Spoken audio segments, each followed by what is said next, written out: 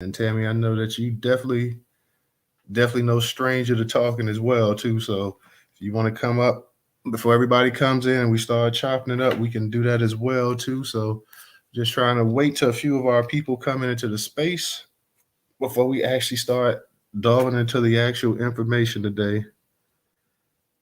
So we will definitely be starting up in just a second.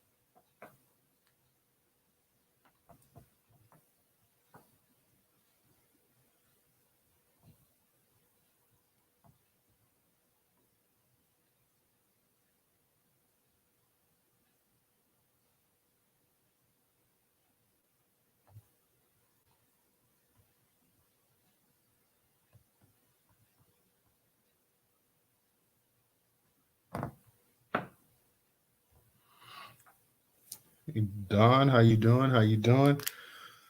I'm gonna go ahead and go ahead, Tammy, and I'm gonna start covering some of this right now, and then when people come in, they can catch up with us as well too. So let me go ahead and start getting into this actual to this actual conversation.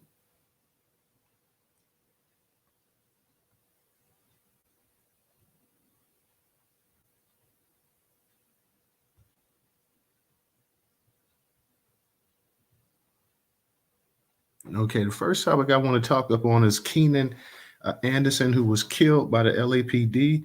Let me cover that real quick.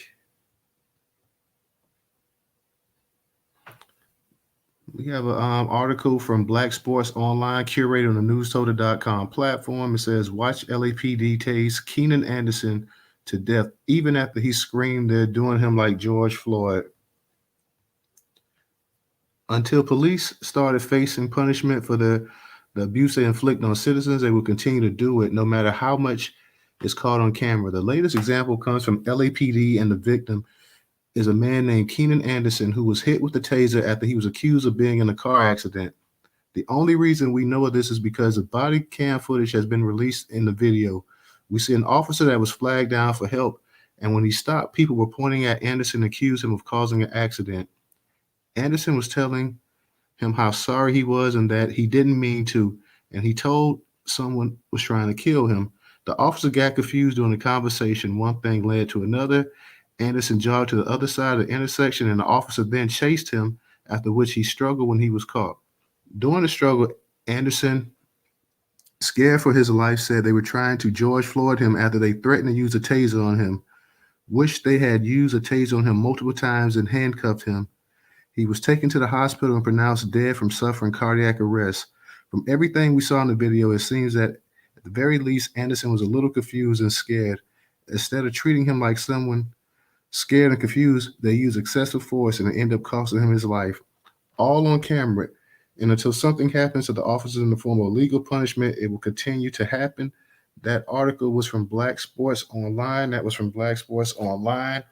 I believe that this gentleman, Keenan Anderson, also, from what people were saying, maybe be related to the actual related to the actual lady from BLM, one of the actual leaders. I don't know if it was Patrice Callers they were saying that he's related to. So very interesting story to stay a part of. If you watch the video, he was up there screaming for his life. He was screaming, saying that they were going to George Floyd him. Unfortunately, the brother ended up still getting he got tased, and later on he was pronounced dead at the hospital. So really, really unfortunate incident. But We know the LAPD has a long history of police abuse and police brutality against black men and black people in general. So definitely very, very troubling situation. How you doing today, Tammy? I'm doing well, and you know what? I just wanted to say one small thing. Uh-huh. As a therapist, I have to get malpractice insurance, and you know the reason? If I hurt somebody, I have to pay for that. That's what police officers should be required to carry. Yeah, they should. I mean, I don't disagree right there. And like I say, I believe the gentleman also might be related to, like I said, he may also be related to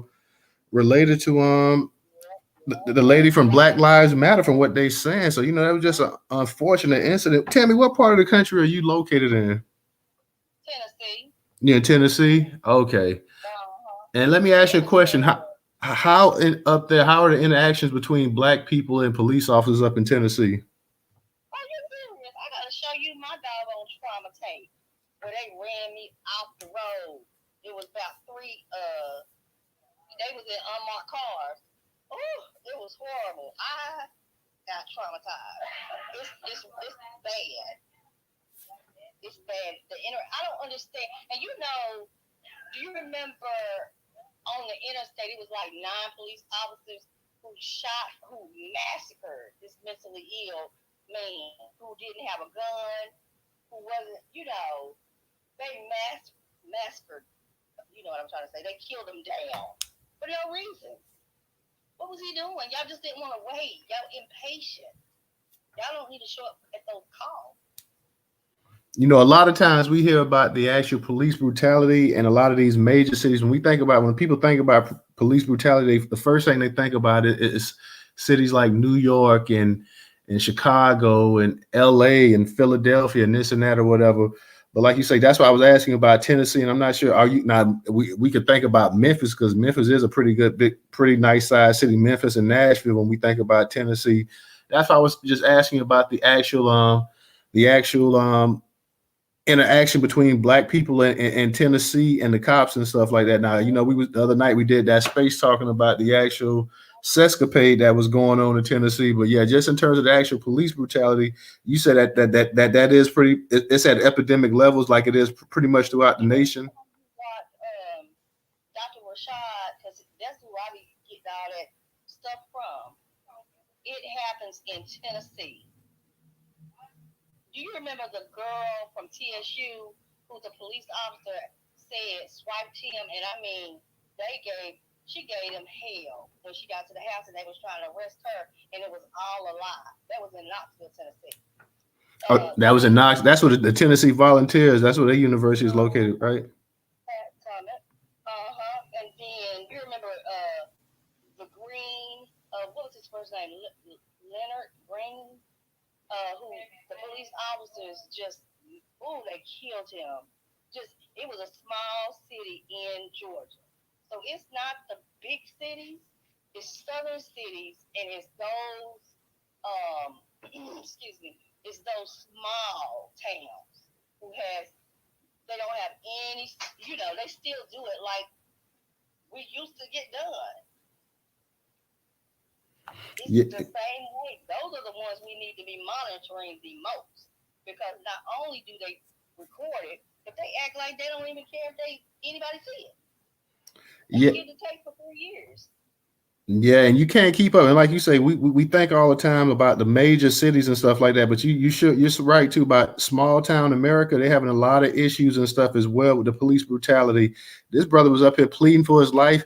It's interesting that he went ahead and he used George Floyd's name to, like, try to, I guess he thought maybe George Floyd would save him from the abuse by mentioning his name, and you saw it had no impact on the cops at all. So he still ended up getting tased. Now, I had this troll I was going back and forth with on Twitter before I just finally just let it go, because he was sitting up here talking about that the gentleman had all kind of drugs in his system, and it was 4 5 hours later that he died, and this and that.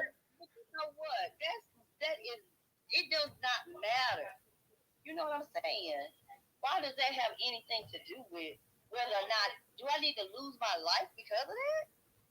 It doesn't have anything to do with it. It's just a way to give the cops an out for saying that, hey, that trying to put the blame on the murder on drugs and stuff like that. Like the man died from cardiac arrest. He didn't die from an overdose. He died from cardiac arrest. Being zapped repeatedly by that damn taser will kill you. A taser can stop your heart.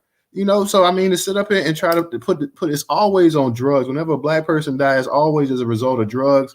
You heard it with the George Floyd case. Now you hear sometimes, unfortunately, we got some of our black people still mention this as well too. Like, well, you know, George Floyd was hyped off all this and that or whatever. He had this and that. Like, no, man, the autopsy, the medical examiners ruled that, yeah, he had traces of this in his system, but that's not what killed him. What killed him was excessive force. What killed this brother here, I'm sure, like they already said, cardiac arrest. They didn't say that he died from an overdose. They didn't say that he died because he had X amount of cocaine or fentanyl or crack or weed or this or whatever in his system. They said cardiac arrest. So until we hear anything different, it's cardiac arrest. I don't care if he died 5 hours after the incident. The man was killed. And you know what? They waited 3 days to tell anybody about the teacher's death. Now, anytime you do that, you know you're wrong. No, absolutely. Now, to your knowledge, because they're saying that he's related to, do you know for a fact, because we keep hearing that, they're saying that he's related to Patrice Cullors, I believe, of the Black Lives Matter. Does anybody know if that's real or not? That came out immediately. She gave a statement. I'll look up the statement and find it. Yeah, because I want to know. Now, this is something now you would think Black Lives Matter, and I know Patrice, she had the issues going on where people was basically saying that she was embezzling funds and this and that or whatever. The way that they got behind all of the other using other black men and stuff like that to galvanize their actual the Black Lives Matter whole run or whatever, you would think that Keenan Anderson, if he's actually related to her, she would be sitting front and center right now trying to go ahead and galvanize that as well with his name. Since if that's your cousin, like, hey, she should be front and center, I would think. She might be grieving, you know. Yeah, that's true, sister. That's true. She could be. And if your cousin got killed like that, and this national news, world news is shown all over the world and this and that, I'm sure she is grieving as well too. So, you know, set aside what you believe of Black Lives Matter personally in terms of them with the funds and people talk about them siphoning money and buying houses and this and that or whatever. The fact of the matter, if that was her cousin that got killed like that, and didn't it, man? Because I didn't want to see the video. You know, I've been reading. We curate the articles and stuff like that. I don't want to see the video, but they were saying that they also had a knee on him as well too, right? They also had a what on them? They had their knee on him like George Floyd while they was also tasing him as well, from what I heard. So the taser was used inappropriately, and I don't know how we just keep overlooking that. You are not supposed to put the taser right up on somebody and do it multiple times. They murdered him, okay? And I didn't see the knee. I don't think the knee was there, but you know, when 5 people get up on you, I don't know why they feel like that's necessary. Do you know how many people they smothered to death just because 5 showed up for stuff that? Why are y'all doing that to people? They murdered a guy that was supposed to got stopped for a DUI, and they wanted him to get his blood drawn, and he kept refusing. Okay, he refused. He need to lose his life. But about 5 of them piled up on top of him and smothered him to death. Let me just, for all you guys that's coming into the space, we talking about the Keenan Anderson situation that happened out there a few days ago with the LAPD tasing this individual, tasing this man to death. We know that he was a school teacher. He was pleading for his life, and you know, his pleas went unanswered. Unfortunately, he ended up dying a couple hours later, taken to the emergency room. You got people sitting up here online and stuff talking about he was hyped up off of drugs, and that's what really killed him. It wasn't police brutality. Yeah, you know the narrative that's got to be framed. Every black man that dies as a result of police was hyped up off of some kind of drugs, and the police was in fear of their life. Like those are going to always be the two narratives that's always going to be told. Whenever you have a black man that dies dealing with the police, he was hyped up off of drugs. He had this superhuman strength. and the police officers was in fear of his life. That's always that's the protocol. You got to put that in there. And you know what? Why wouldn't black people, be fearful of the police? I mean, why wouldn't they want to go to a lighted area? Why wouldn't they run? You know, and they said it was a mental health emergency. If it was an accident, like a car accident, from what I'm understanding, it could have been a head injury. That's true, and let's also put this out here as well, Tammy. There are many times that you see interaction between white cops and white citizens, and you got white citizens that have weapons, they have guns, they assault police officers and everything else, and these people get taken alive. Well, one we had where they threw a damn bomb cocktail at the police officers. They got their butts beat, but they still was taken alive. With a black person, man, no matter what, there is no trauma in this world that can save you from being killed. Like whenever a police officer makes up his mind that they're going to kill you, no matter what your mental health state is, your mind state or whatever, there's nothing that can save you from being killed. It's always a reason why they had to go ahead and put in, fatal force when dealing with you. Now, with a white person or whatever, they can, like I say, and you see it from the Dillon rules to the dude up there in Buffalo, no matter how many people they kill and injure and this and that, whether it's old people at a grocery store or they're in the church or whatever, it's always a reason why you can be taken alive and you can be subdued, and they can go ahead and your mental state was this or that or whatever. But whenever it's a black person, there's always it could be one black person. The black person could be unarmed. He may have been a threat. He may have done something violent. That black person could be unarmed, but you still got to go ahead and commit force. There's no reason why, like you said, that this dude had to constantly be tased and tased the way he was. So the taser killed him, and at point blank. And now we're hearing all these stories about, like I say, and this is from people online trying to go ahead and put the drug element in there, because every black man is a drug addict. Every black man is high off of something. So it's a school teacher up here, and we got to use to say that he was hyped up off of drugs and this and that. This white boy was saying this and going back and forth with me with the comments, and I just had to eventually block him because I didn't want to hear that nonsense. Like I said, you get these white supremacists on here, these neo-Nazis on Twitter and stuff like that, and they constantly going back and forth about black people and this and that or whatever.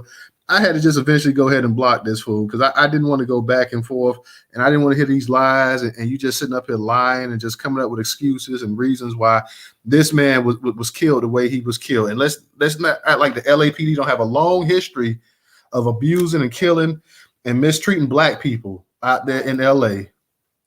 Let me say this. She did give a statement. It says and just what you said, he was calling out George Floyd. He was truly frightened, right? Saying that they're going to George Floyd him to death. That's what Patrice had to say. She also said that footage shows he was flagging down the police, right? But after a traffic collision, so they didn't know his health concerns, and they don't know how hard, his head may have gotten hit. They did not know. But the thing about it was, when do we start killing people from running? I have a right to run from the police. You don't have a right to kill me from running. People, why they run? Because we scared. That's why.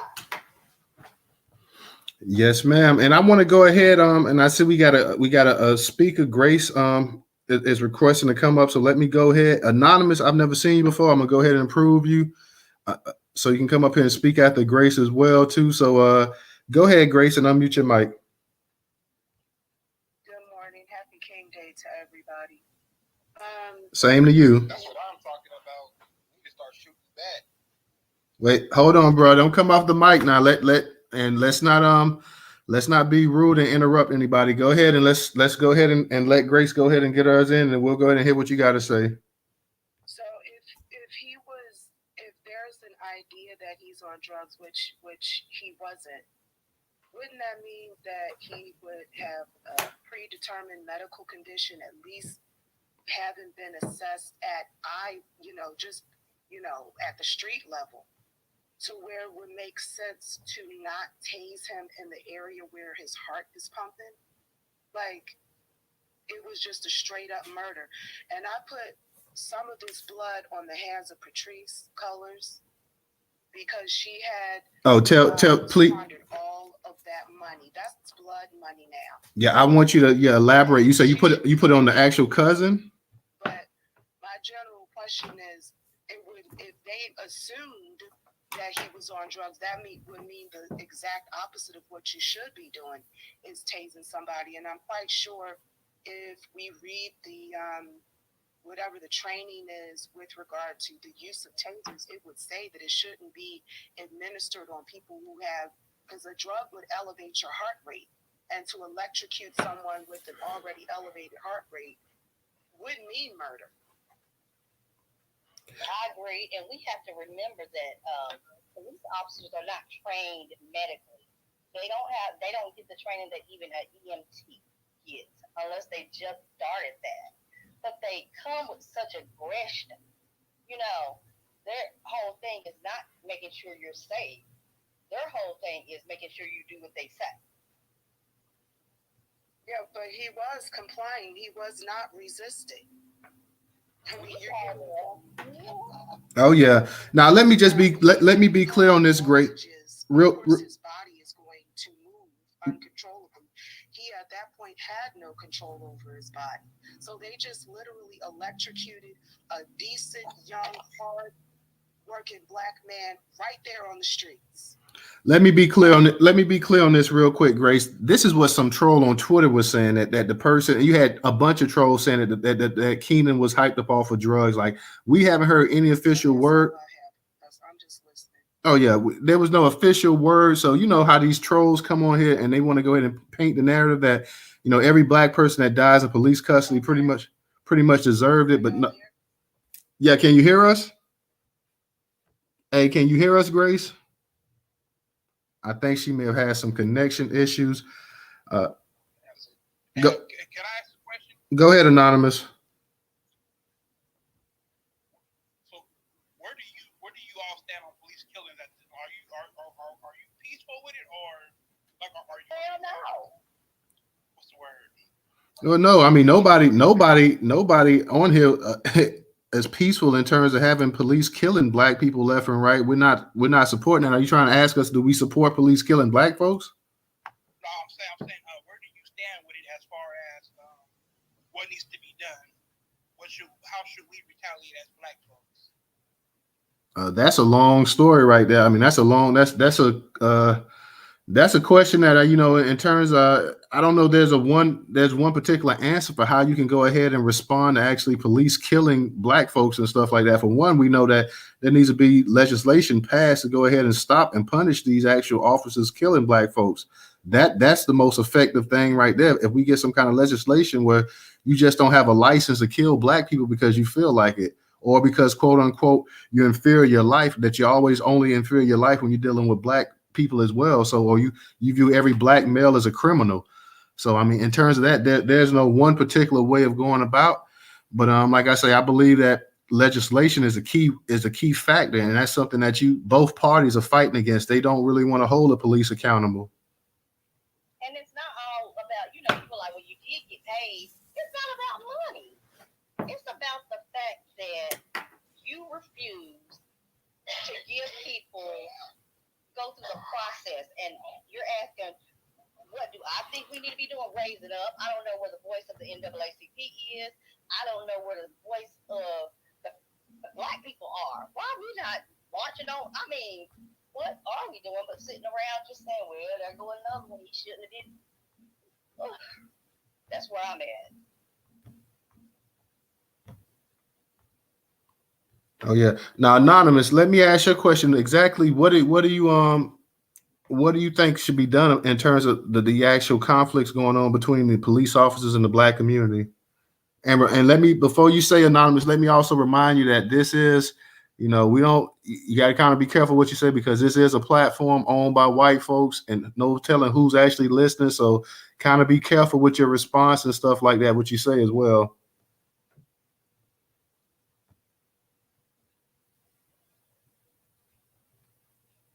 I want you guys to search up Christopher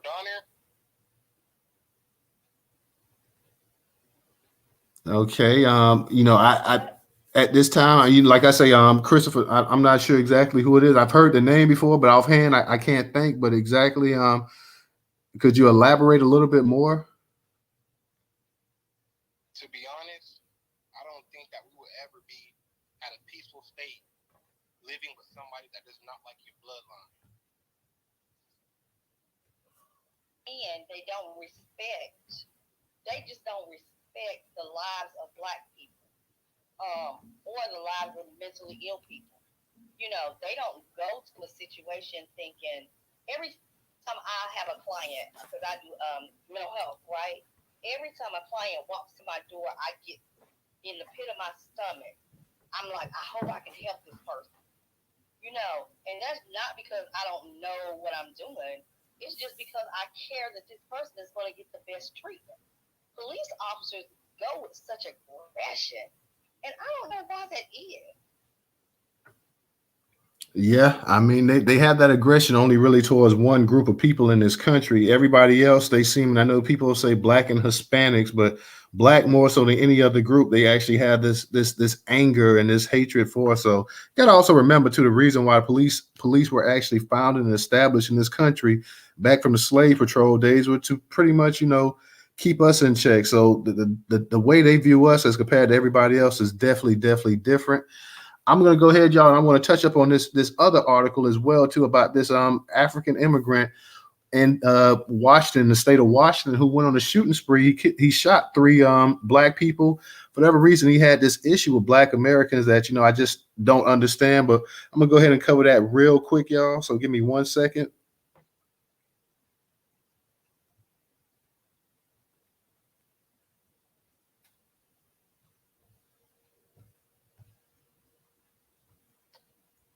In their eyes, when you say Black people, the definition of Black means dead man walking. So that's what they look at us when they see us.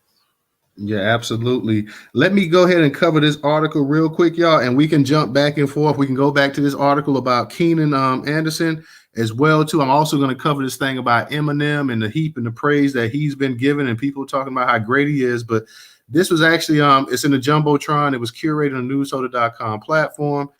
It's titled Renton Shooter Spree Suspect Stated He Does Not Like Black People. All victims were Black. Keep in mind that this man is an actual African immigrant. In Renton, Washington, a Keene County Sheriff's sergeant arrested a suspect accused of seemingly random shooting spree that injured 3 people in Thursday afternoon, including 2 in Renton and 1 in SeaTac.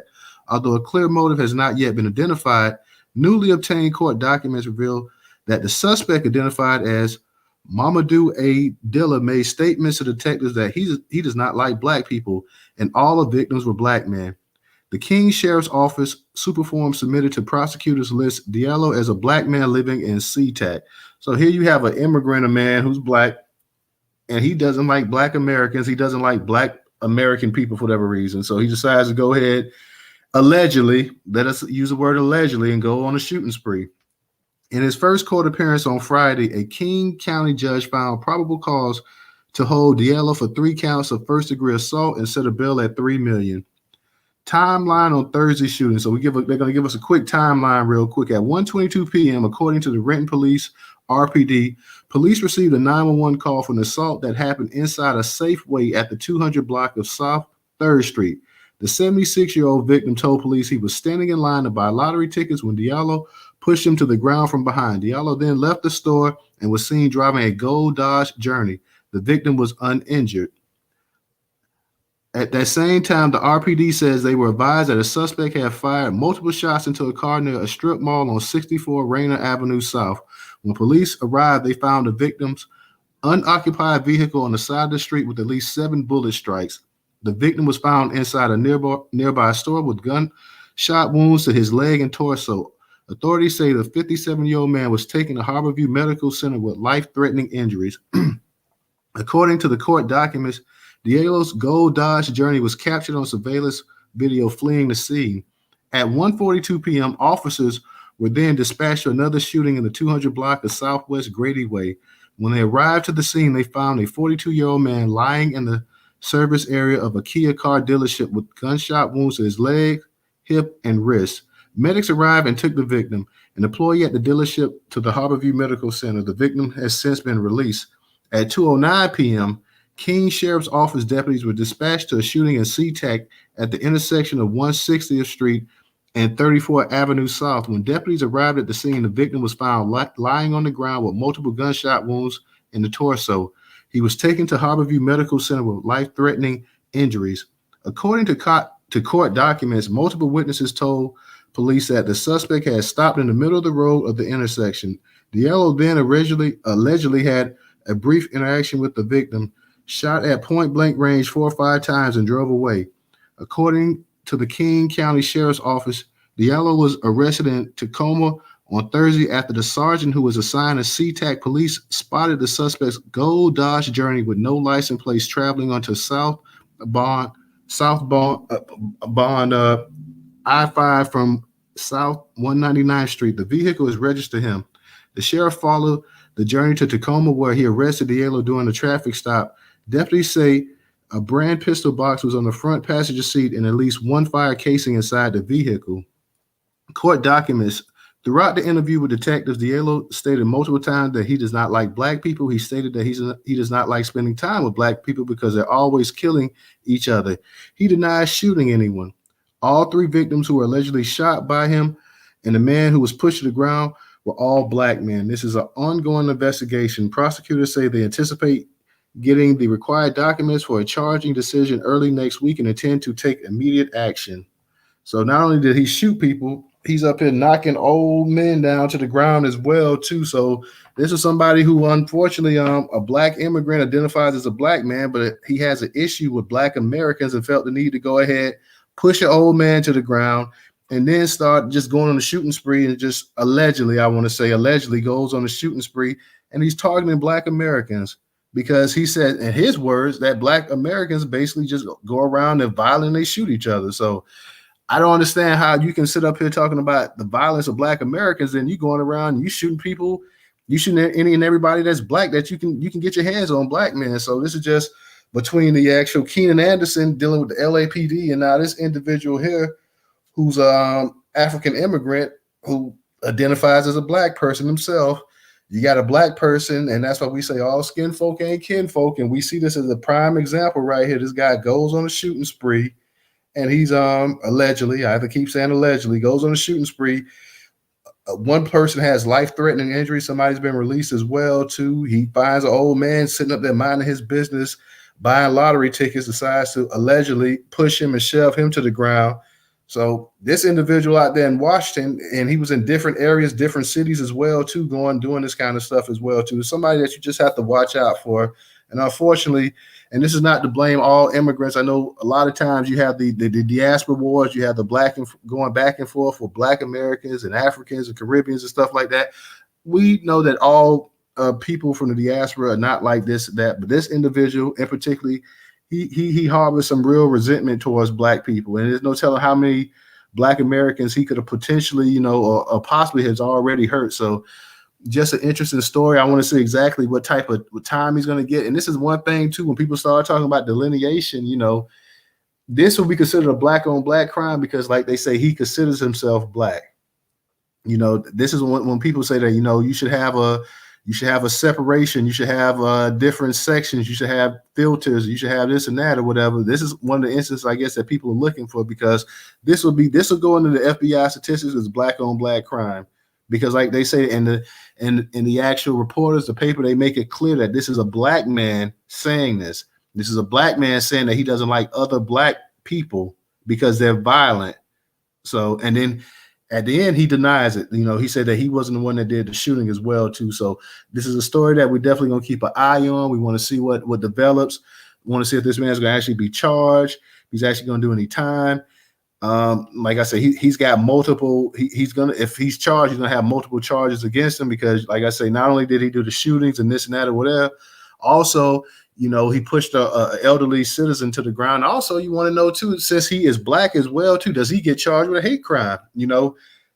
Can a black person, somebody that identifies as black, even though they're not a black American, but he's sitting up here telling you point blank, I don't like black people or whatever. If he is charged with a crime, does he get a hate crime label or does he not get a hate crime? Because they'll say, well, how can he be charged with a hate crime and he's black himself? So Tammy, go ahead and unmute your mic. So one thing that I've noticed when I started to actually pay attention, a lot of narratives get spoken without proof, right? When you say that black people kill black people overwhelmingly other than white people, we just don't hear about the white on white crime unless we are intentionally going to search for that type of information. And he should be charged with a hate crime because he said he hates black people. I don't think that should not, just because you black, I don't think you should not be charged with a hate crime. If I say I hate black people, that's a hate crime.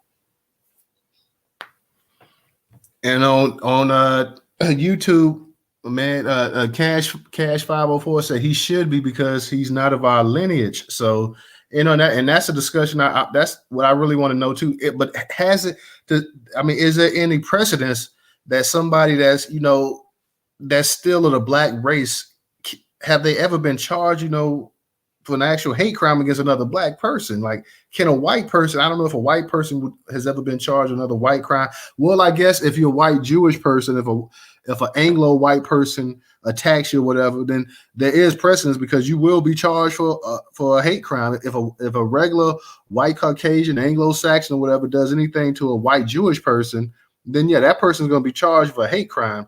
So I want to know about this case in particular. Like I say, this guy here, yeah, this guy here, he decides to go on a little spree, allegedly. I got to keep saying allegedly. He decides to go on a little shooting spree or whatever. He goes to different areas out there in Washington. He's riding around and he's letting off this and that or whatever. He's shooting or whatever. Damn, they're killing people. He's already told people. He's already told the investigators. So if he's ever charged, he's already telling the investigators, hey, I don't like black people. Anonymous, I see you had did you want to, anybody wants to say something, just go ahead and raise your hand just so we can see as well. It's not many of us in the space today right now. So, that just make it a little bit clearer. But Anonymous, did you want to say something? I just feel sorry for a man because you know what? When you leave this planet, this earth, when you find out that his God is black, I mean, you don't have to deal with it. Everybody got to get judged one day. Real talk, real talk. Go ahead, Tammy. So I did look up, and the United States Department of Justice, according to the FBI statistics on hate crime, African Americans actually commit somewhat more racial hate crimes per capita than white America. So that's whoa, no. You got that from the FBI because white folks, no. Now they can throw this per capita stuff in here, whatnot, but nah. White folks commit 2-3 times. Black folks Black folks are the victims of hate crimes the most, more than any other group in this country. White folks commit hate crimes the most, more than any other group in this country. So I don't know what statistics they trying to tell. And I hate when they start doing that per capita nonsense or whatever. Nobody commits more hate crimes in this country than white folks. And they can talk when they was talking about the whole Asian hate crime thing that was going on and black people with this and that or whatever. Asians are targeted for hate crimes more by white folks than they are by black folks. So they can sit up here and try to spin this and lie and this and that or whatever, but no way. Professor telling us some kind of delineation that you don't really know what occurred because they just put them in groups instead of saying what actually happened in the incident. But I also don't believe any statistics from the government because they put out statistics that can drive funding. Yeah, absolutely. That's nonsense right there. That's complete nonsense. There's no way. And like I say, we already know the FBI hate crime. The reason you have a hate crime is because of that dude, the gay kid that got killed, Matthew Shepard. And then you had the black man, James, I cannot think his last name, that was drugged. He was drugged. Yeah, James Byrd was drugged. He was drugged by that truck and stuff. Where you had those white people, they drug him until man almost skin fell off him and this and that. But it was really it was really the Matthew Shepard thing that really got it pushing, because a black person being killed or whatever, okay, well, that's bad enough. But when they had that gay kid, Matthew Shepard, got killed, that's when it really caught fire. The same thing when people talk about domestic violence and stuff like that. That old movie they used to play on Lifetime, where you had the burning bed, when you had what's her name that's dead now, Farrah Fawcett played that role.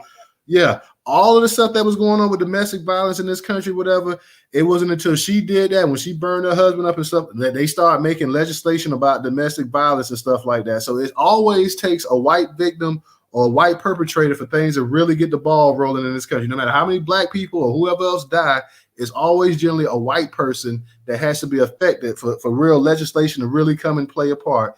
Grace, I see you had your hand up, and I'm going to get back to you, Anonymous. Did you want to say something, Grace?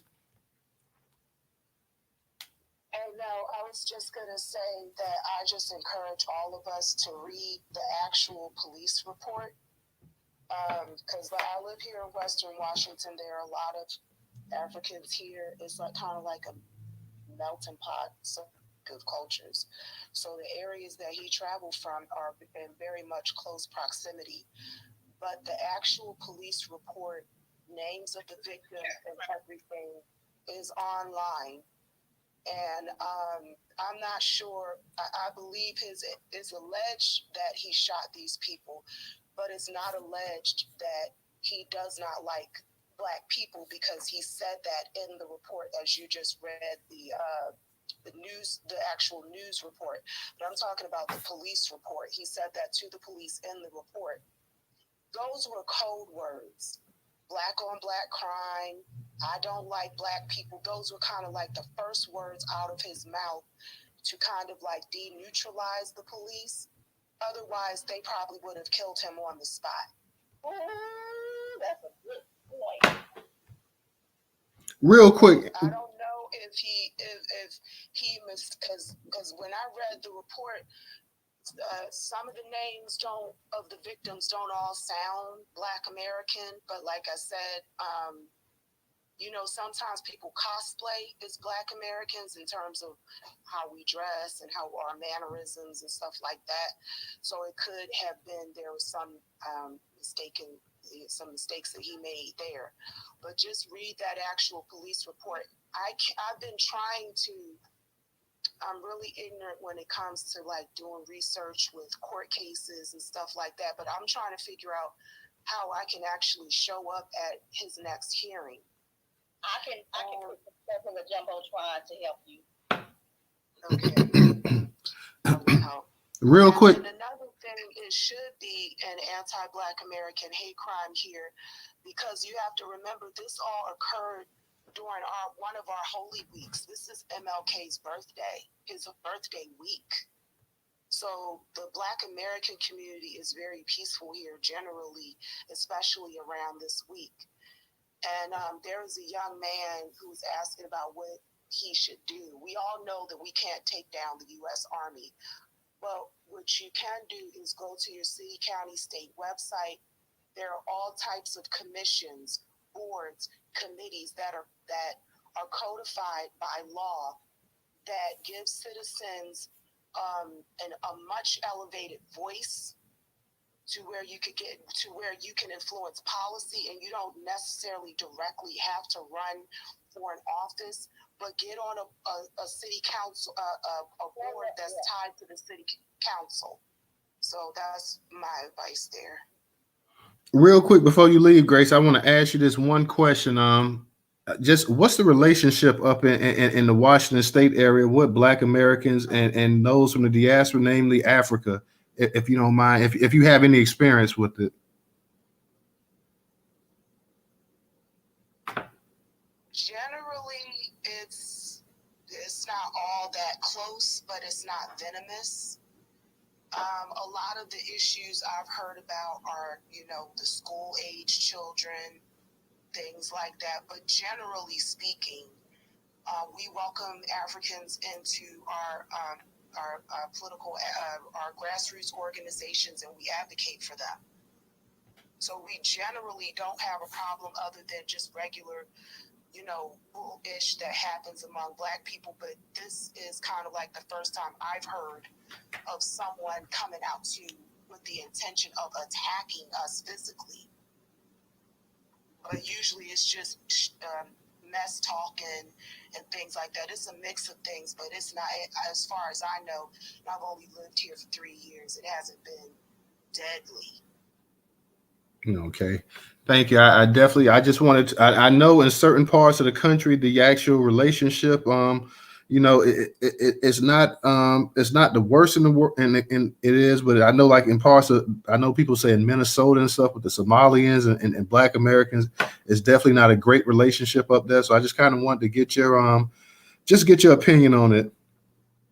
Well, we're an extreme minority here in the state, so I don't know if that makes a difference. I have heard African people say they didn't understand that they become our friends pretty much when, these white liberals go after them. That's when you usually get camaraderie with them. But by us all being an extreme minority here, like in Tacoma, there's only about maybe 13-14% of our population is Black.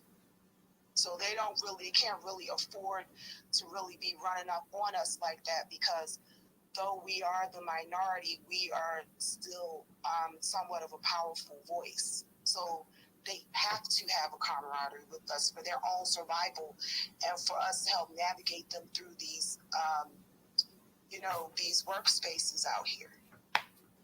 Okay, I appreciate that. Thank you, Grace. Anonymous, I know you had your hand up, and Tammy, I'm gonna get back to you as well too. So, Tammy, do you mind if I make you a co-host today? Oh no, I don't. Okay. I'm interested in this subject. So I'm gonna send you that invite. But go ahead, Anonymous.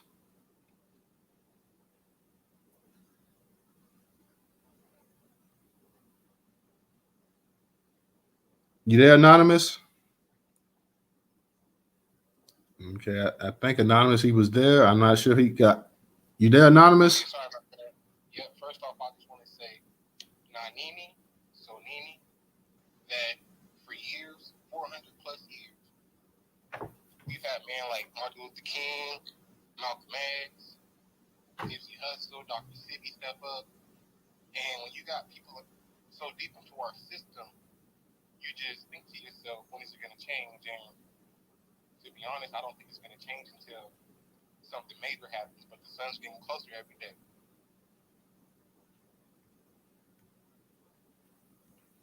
All right, brother. I appreciate that. All we can do is continue to put the pressure up. Like I say, we have to get more involved. We have to go ahead and start to get some legislation up there that make things actually change. At the route it's going right now, it's not going to change. But just talking about this actual African situation, there's really nothing about legislation. I don't know that you could really do about this situation in particular here. I know some of our people say that, hey, they should go ahead and have a charge this guy with a hate crime if he actually if he did do it. Right now, it's all alleged, like Grace said. And I said when I was reading the report, there's no alleged about his actual feelings towards Black Americans. So if you can actually go ahead and prove that he actually was a trigger man, and in a sense, it was a hate crime, I guess, because this guy has such a serious issue against Black Americans that he was willing to go out there and potentially take the lives of Black Americans simply because he doesn't like it, or quote unquote, like you said, a lot of stuff was coded that all they do is shoot each other and then violent towards each other, whatever, which would make almost no sense, man. That, hey, you sitting up here trying to kill people and you sitting up here talking about somebody else is violent towards people and whatnot. So that's interesting to see. Tammy, I did send you the co-host invite, so I don't know if you got it, but I know I pushed it to join. Well, let me cancel. I'm gonna cancel it and I'm gonna send it again because I did send it because I just it said co-host invite canceled. But go ahead, Tammy, unmute your mic. When you get it, then let me know. If not, I'll have to send it back to you again. It sent back and I pushed respond, but it's not letting me. Okay, you may have a. I'll go out and come back in. Well, hold on. It says co-host. Well, don't worry about it. Well, go ahead real quick and give me, before you go out, go ahead and give me what you your thoughts, because I know you had your hand up. Yes. So one of the things that I wanted to co-sign with Grace, you know, white people have always let other people do their dirty work if possible, right? And when people don't know you, white people have not made a true effort to get to know us. Asian people haven't. You know, you go sit and get your nails done all the time, but do they really try to get to know who we are? Nobody really has tried to know who we are. They don't even know what Dr. Martin Luther King's speeches were really about. You know, they say the same narrative to support what, you know, again, their goal is. And where's the outrage from the Black community? Legislation would be great. Why haven't we received legislation on that specifically? Because we hold police officers to the standard that we hold no other profession to. None. And that is one of the problems, but we're not saying anything either. It's so many things that we need to be commenting on. And I stand by myself and I say it. And, you know, that's what I'm going to do. You know, Martin Luther King did say, you know, we won't remember the words of our enemies, but the silence of our friends. Real talking for everybody coming into the space. We've been talking about Keenan Anderson. If you guys know, that's the brother that was a school teacher out there that got tased by the LAPD. That was saying, "Don't let them George Floyd me." He ended up dying a few hours later. So we've been talking about that topic. We also been talking about this African immigrant who made it clear to cops once he was arrested that he doesn't like Black Americans. He allegedly, and I do use the word allegedly, went out there and shot 3 black people. Also pushed an older senior citizen man down on the ground. He says he didn't commit the shootings, but right now I know they're holding him. Whatever, they're trying to see exactly if he did or didn't. If he did do it, one of the issues we've been talking about in here: does he get charged with a hate crime? Because, you know, he's an African immigrant. But he's saying that he doesn't like Black Americans. So if he actually did do the shooting, that would mean that, you know, that was one of his motives, was to go out there and kill Black Americans. So and we're looking for a precedent. Has there ever been a time that you've had a Black person charged for a hate crime against another Black person? Like I said here earlier, we've seen times where we know that you've had white people get charged with it. And the reason I say white people, I'm talking about Jewish people. I'm including them in that because, you know, Jewish is not an actual race. So we've had white people that have actually been charged with hate crimes against Jewish people. So should the same thing be for this gentleman here too? If he gets charged with the actual crime of shooting, is this a hate crime? Does he get charged? Like if you had an Anglo-Saxon attack a Jewish person, do something to a synagogue or anything like that, that person would get charged with a hate crime, even though both of them are white. So should this man who identifies as Black, this immigrant, should he be charged for a hate crime if he went ahead and he actually went out there and he shot, you know, Black people? So that will be that's what we're trying to see exactly. So we welcome you in. And I also want to touch up on this Eminem thing too, because I guess this is the 20th anniversary since the 8 Mile movie came out. And you have a lot of these white publications sitting up here saying that Eminem is the greatest thing since, you know, the invention of a sliced bread, that Eminem is the GOAT, that he's the greatest of all time, and all this other stuff as well too. So we want to go ahead and we touching up on that as well too. I tweeted out some stuff. I said that he's the greatest white rapper of all time. He is not the greatest he's not the greatest rapper of all time, but he's the greatest white rapper of all time.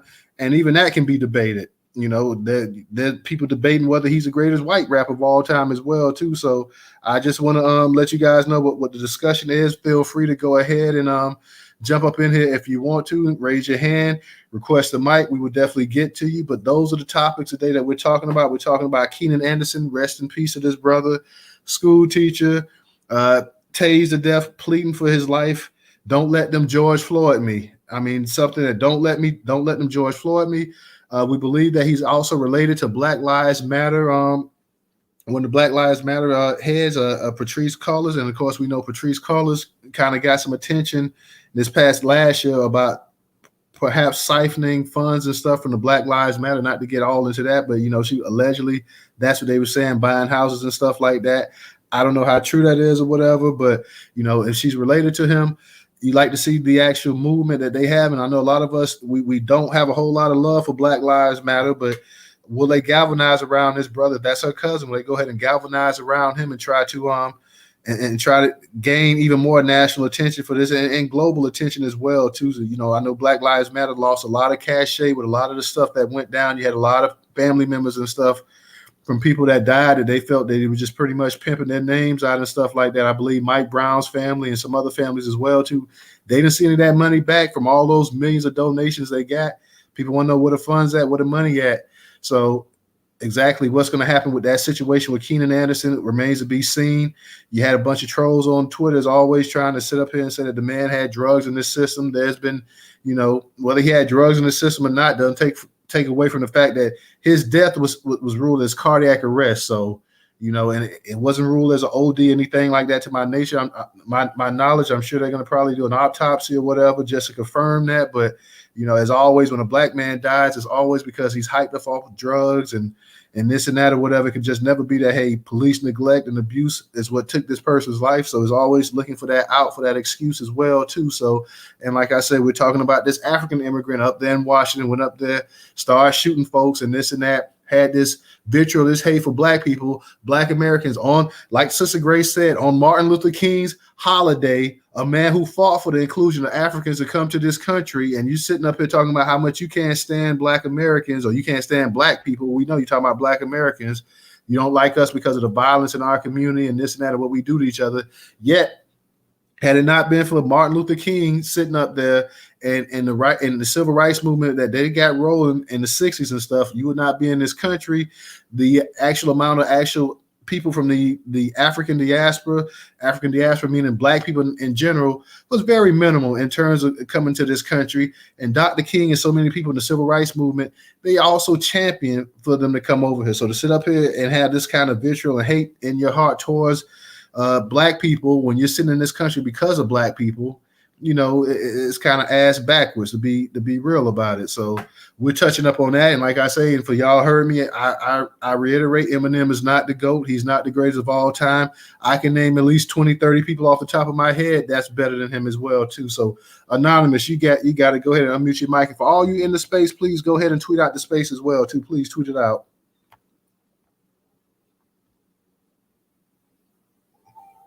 I just want to say that there hasn't been a civil war within our people since like the 1600s.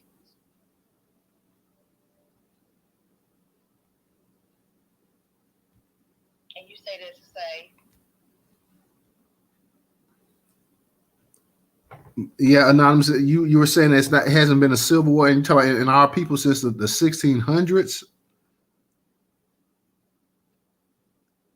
Okay, I think the brother might be gone there. That's cool, but I'm not exactly sure about but the Civil War aspect in our people. If you talk about 1600s, that's a very, very long. They actually at the time America wasn't founded at that time. So, but yeah, we can get back to you on that as well, Anonymous. I am Walt. What's going on, family? How you doing today?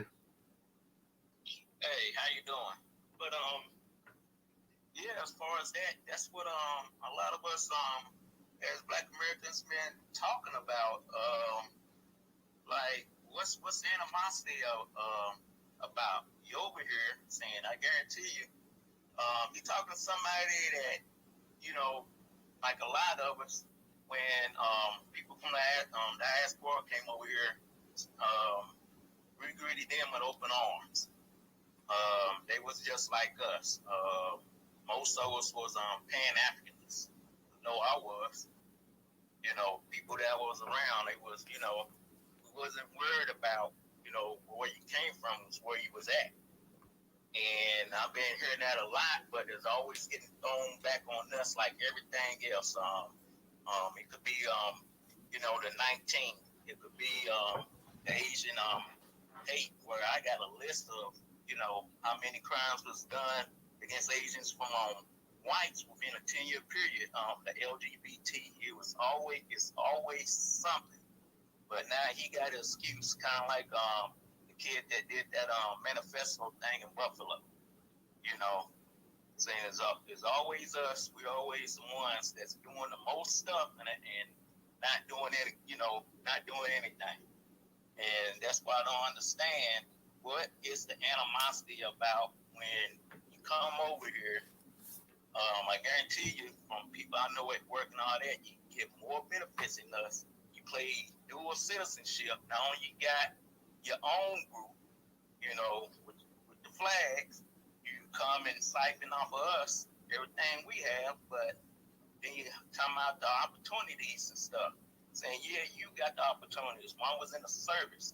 Those white folks would cater around all the people that didn't come from the U.S., and they in service now, but those white people knew who was black, and who was the new, what you would say, from the Us movie, those blacks.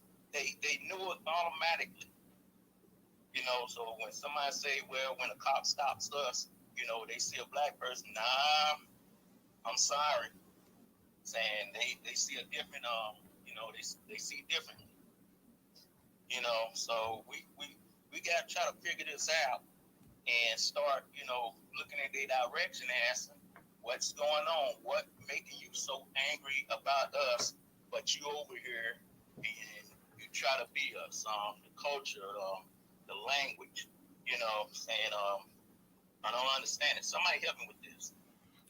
Brother, I'm just as confused as you because, like I just got through saying, if it was not for the black people that champion the actual immigration for black people in these countries and stuff like that, you would not even be over here. So to sit up here, and then not only that, you have an out. You can sit up here and you can claim being a black person and whatnot whenever it's convenient, and then fall back and use your ethnic nationality where you come from. So I definitely can I definitely understand exactly what you're saying. So this right here just it's ridiculous. And so I'm in agreement with you.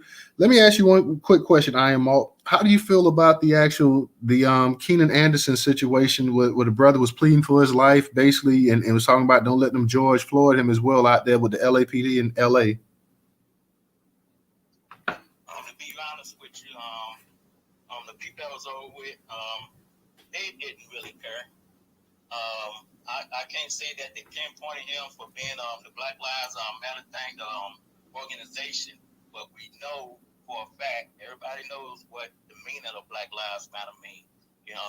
But people who say Black Lives Matter, they think, certain people think it's supposed to be some type of, terrorist group, hate group, or just another excuse for the black people to cry out, that they being victimized. No. People come around with the all lives matter stuff. I say if that black household is on fire and you got all these other surrounding houses on, you don't put the fire out on the other houses, you put on the one on fire. That's what Black Lives represent. Black Lives Matter. Not the organization. I got some stuff to say about that. But the thing is, what they did to the guy, they knew what they was doing, saying, only thing I have to do, if you're getting shocked, because I've been shocked before, saying your body gonna move. You're excited. Your body's accelerating. Your body going convulsion, and you repeating that shock like that, saying that's gonna have something, gonna have something done to your heart's gonna mess up. You're not really thinking. So, you keep on taking some consecutive shots. When I was in the service and one of the systems wasn't working, and I guess some type of way, even with the tags and stuff on, somebody wouldn't switch the power on, and I was getting popped and kept on moving, and people was looking, what's going on, They said I was saying some gibberish, but that was about it until somebody realized, hey, he's getting shot. But if you're getting shot repeatedly like that, that was intentional. You can't tell me that, it was an accident. And as far as that, when we die, and especially around them, we're always on some type of drugs. I don't take no drugs whatsoever. I don't drink. So if something happened to me, just remember I wasn't taking those. That's the go-to excuse, and everybody gonna run with that shit. Excuse me, I'm sorry, but everybody gonna run with it. Especially the dominant society. We're always on drugs. We're always doing wrong for some strange reason, but it shouldn't have happened to them. Saying, you had enough to restrain them. You're talking about all those cops there, you couldn't even get them. You couldn't get a tie strap around them. That used to be my degree. Criminal justice. You telling me you can't restrain somebody saying just if you even got one arm out, say you can restrain that. Strap tie it. You don't need handcuffs. They got strap ties also. You can take that on and take that on. The guy was in incredible hope. Plus he was under duress. So all their excuses and they knew what they was doing. It's a sad situation. Absolutely. Thank you as always, brother. Let me go ahead and give a shout out. Also, I see Judge Sarah, she's up in here. So shout out to you, Judge. I see my girl Aunt Lies up in here. Tammy, it seem like you having some issues with the don't worry about the co-host thing because I see you keep having some issues with it. Okay, so yeah. Yeah, don't worry about the co-host thing. So just go ahead and just remain in the speaker thing is speaker situation as well. Aunt Lie, how you doing, sister? Go ahead and unmute your mic. Hello, how you doing? I'm doing good. I'm good. I'm good. I'm just listening. I was actually just sitting down from church. I wasn't even gonna say nothing, but I really wanted to answer this question. Um, in regards to, I'm gonna make it quick. In regards to Eminem, Eminem cannot be considered a rapper.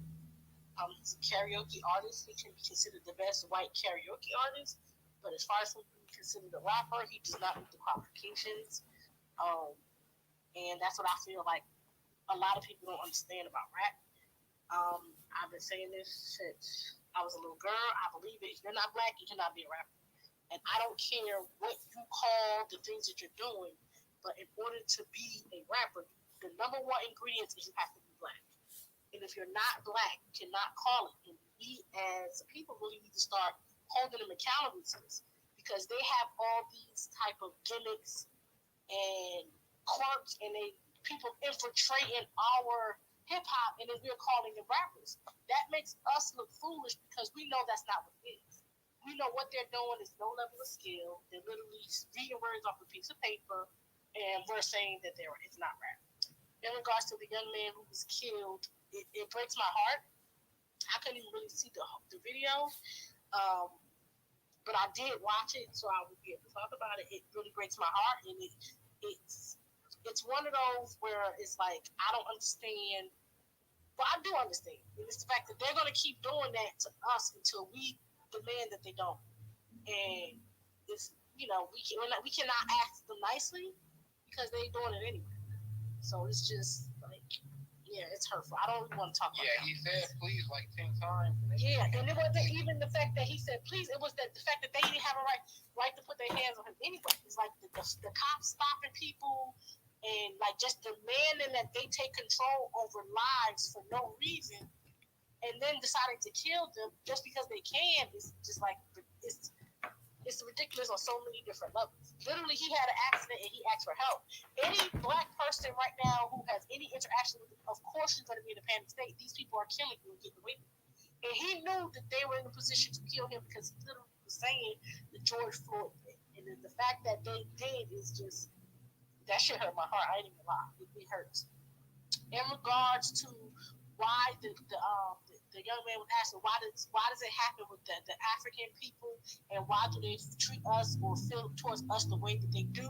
I was watching a video, I believe I was watching this today on TikTok. I was trying to find it so I can post it, but I'm technologically challenged. There was an African, I believe she was a comedian, she was talking on stage, and she was talking about how in Africa, put it in the Jumbotron if you can. She was talking about how she's in Africa. The average person is 30. And what we have to understand, and this is what I say, knowledge is power. And when you have to understand that you have a sick family member, you have to take care of that sick family member. It doesn't mean you allow yourself to get sick and get infected too. It means you be cautious, you treat them with care. And that's what we really have to understand. And in my mind, because I'm fighting, I don't know about how to do the fight I'm fighting. I look at a lot of times when I see a black person doing something that a black person, not saying not supposed to do, but black people know better, or when you're raised a certain way, or a certain culture that you have, like speaking back to your elders. Black folks know you don't speak back to your elders or do certain things. We have to look at those other individuals as sick individuals. And when you have people who've been so brainwashed, they don't even know what white supremacy is. And she was basically saying how African people hate black people, not because they hate us, but because we understand who our enemy and our oppressor is, and they don't. They live in a society where they're digging like gold mines and for the Teslas and all that other stuff, but they don't know at the top of the mines is a white man. They don't know that the white people are the reason why they're in the condition that they're in. We know. We have that knowledge that they don't. They're the ones who are in charge of their education system. And the enemy is not educating them. But we know who our oppressor is. So they look at it with a brainwashing sort of piece. And when they get here, remember, the ones who are getting here are not the ones who are the everyday ones that have a certain amount of whatever to even come here. They've already been brainwashed. And I honestly believe wholeheartedly when somebody said that certain government officials or certain criteria is when you get here, don't interact with the black people.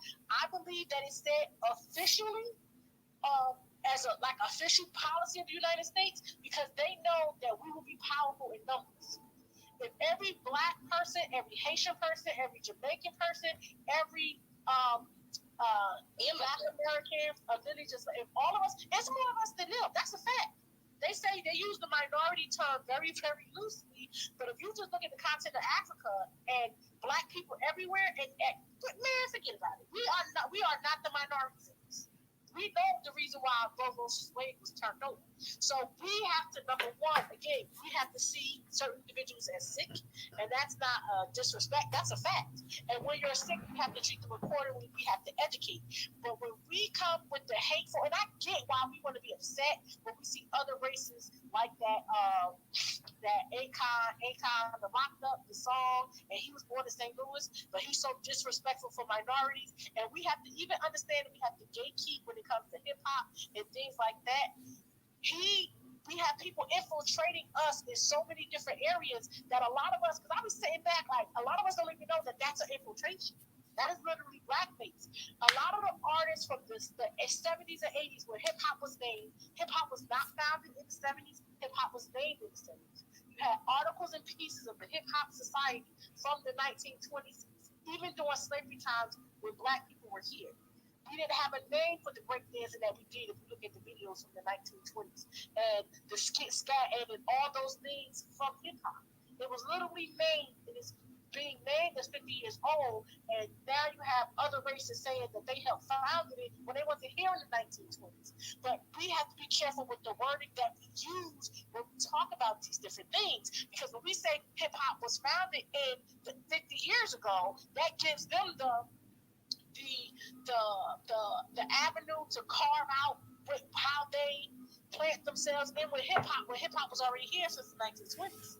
So we have to be very, very careful and understand when they said the revolution will not be televised, that's what it's meaning. We're infiltrated so badly that I'm trying to think of how many black Americans whose ancestors were slaves, who have lineage, are artists right now. Because if you look at all the artists and all this trash music, it's not Black American music. So we have people coming in from all these other different, infiltrating us, telling us that's what hip hop is. And then we look at it and say, oh, our kids is this and our kids is that, and this is our culture and the hip hop, but it's not our culture. And we claim it, and then we say that that's not because that's not what it is.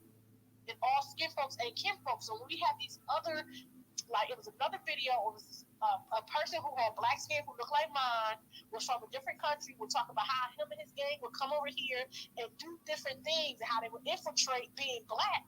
And they look like us, and how they would just do certain things. And then you have this black on black crime, but you have these other people in these other countries in Venezuela or these other places where black people coming over here with this crime, and it's giving the connotation of black on black crime.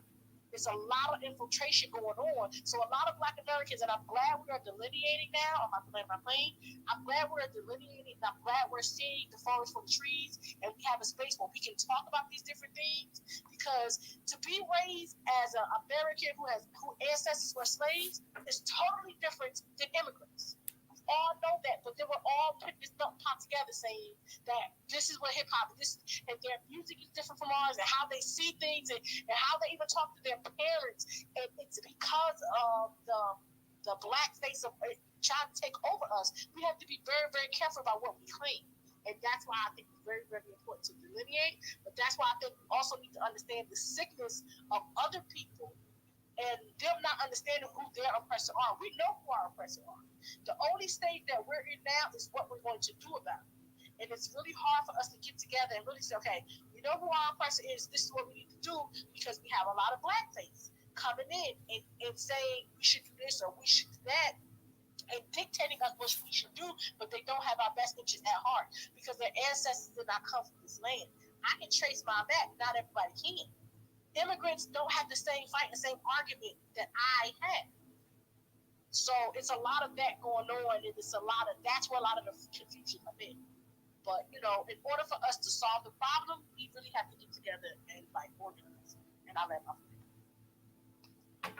All right. Thank you, Aunt Lai, as always. Appreciate that. Let me go ahead and get back to you, Tammy. Tammy, go ahead and unmute your mic. Unlike you said something that was so true, which I didn't know that that type of music was in the 20s until I started to think about it. I was like, it was just really different. But it's a lack of respect for us. It's why we are treated like we are treated. And we carry a lot of these narrations just because somebody said it. Do you know how many times I will step in a room and say, I've been doing this for 25 years, and they don't believe me, but Sarah can walk in a room and say, I've been doing this for 6 months, and they'll believe everything that comes out of her mouth. And I've also noticed that a lot of times we don't do our study. We don't know us any more than they know us, because we carry around, black men have a stigma against mental health. No, they don't. That is a way for them to put up a barrier so they don't have to spend money on black research. We don't. And I'm just learning this year about how to critically think and how to not believe statistics and how to look at the research. And you don't have to look at all the research. You just look at the outcomes, the key concepts. And I tell you, I've been so surprised at how much we don't say anything. Black people like to just walk away from stuff. We don't want to fight. That's not where we come from. We learn violence from them. But at certain times, it's time. And it's time. All right.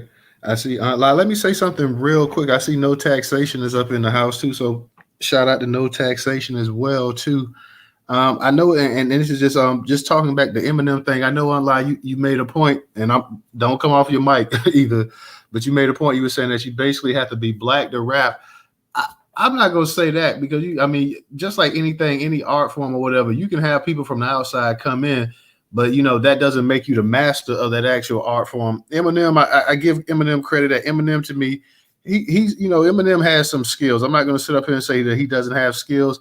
Just like Big Pun has skills. Big Pun's he wasn't black, but Big Pun also has skills as well too. But my main thing is that the media, they tried to paint him into this picture that he's greater than all these other people. He's better than Tupac and Jay-Z and Nas and Scarface and Ice Cube and everybody that came along before him and this and that or whatever, because simply they always have to have a white person that they can say is the best or something, especially if it's a field that's dominated by black people. If it's something dominated by black people, you have to have that white face in there. So they always try to do that, and it was done intentionally. I give the man credit. He has skills and this and that, but I've been listening to rap a long time, or hip hop, or whatever you want to call it, and he's good, but he's nowhere near the best to me. That's just my personal opinion. I'm not going to sit up here and say that you can't sing R&B music unless you black. Well, because we know you've had white boys that sung R&B music and stuff that weren't black, but that doesn't mean that John B or some of these other ones, or even Bruno Mars now or something like that, is better than no damn Luther Vandross. That's just the way it is, So yeah, you can come into our art form and you can do it and you can participate or whatever, but no matter how they pump you up or whatever, and like Cash 504 said on YouTube, the great white hype, it still won't stick. So I'll give you credit or whatever, and give you and I'm not gonna be a hater. I'll give you credit for your skills and stuff like that. But at the same time, you're not the best ever. You're nowhere near the top best ever. And if you may, you may be. If I had to do a list, you may be in the top 40 or 50.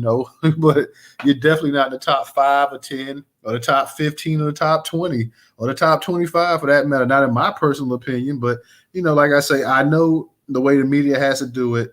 They have to go ahead. They have to create this. They have to put people up there, especially like I say, even in the NFL and stuff like that. You'll hear them sit up here and say that this quarterback is the best player in the league, and you know damn well the quarterback's not the best player in the league. But you have to go ahead and do that to appeal to the masses, which are white people. White people are the biggest consumers in this country, so you got to go ahead and appease to them and keep them happy. But I'm in definitely disagreement with that. The whole thing with the African people, with the African guy up there in Washington, I know what's her name? She was in the space earlier. Grace, she was saying that Grace was saying that that for the most part they don't have that much problems with the people up there and with the Africans up there in Seattle and stuff like that. Like I say, I'm not gonna go ahead and I'm not gonna group a whole group of people and say that their entire problem and like it's just everything that's going wrong with our relationship is just the Africans or this and that or whatever. But I will say that too many times that you have too many people, outside of Black American Network that come into this country and, benefit from being Black or whatever. And then, by getting those benefits, they have a lot of hatred towards Black people, which just to me just doesn't make sense because like I said, if it wasn't for Black people, you wouldn't even be in this country as well. So a lot of things that you sitting up here griping and complaining about, you didn't get it done in your own homeland, and you come over here and you get benefits that people worked and died for, and then you want to sit up here and act like just white people let you in this country for the kindness of their heart. And that's not the case, man. That's not true at all. Black people worked to get your butts over here. Black people died. Black people thought by bringing you over here that they would have an ally, somebody that they could go ahead and would help them fight against racism and white supremacy. And when you got a chance to come over here, you didn't fight against racism and white supremacy. You sat up there and you went ahead and you started co-signing all of these negative stereotypes about Black Americans. So, we can't just sit up here and just go along with this stuff as well too. So we got to go ahead and we have to call it out when we see it. And that's something I think that we're doing more. We're doing more and more. We're calling this stuff out as well too. So that's just to let people know that, man, the thing going on out there with Keenan Anderson, we have to keep this topic up. When you guys see these hashtags like Keenan Anderson, go out there and retweet it. It doesn't cost you a thing to retweet it, to post it, just to let people know that we're thinking about it, we're talking about it. It's on our conscience, it's on our mind or whatever. I generally like doing Twitter spaces with a couple of topics. I know sometimes we'll just do one topic, but I like trying to cover topics that's affecting us as a community.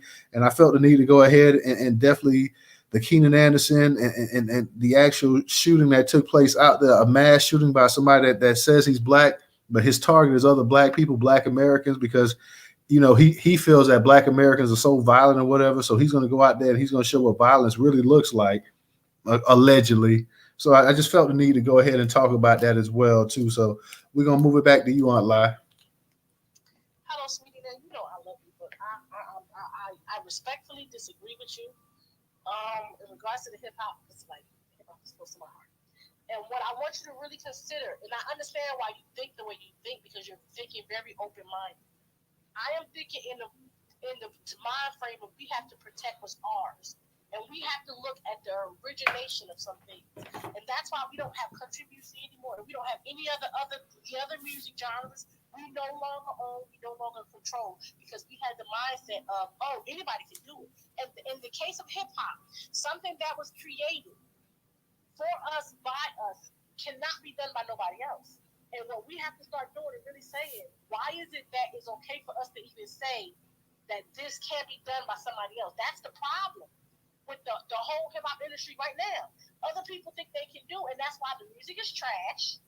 The artists that we have out here are trash.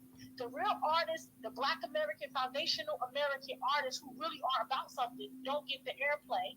They don't get the respect. They don't get the money because we felt like anybody can do it and we're going to open up the doors.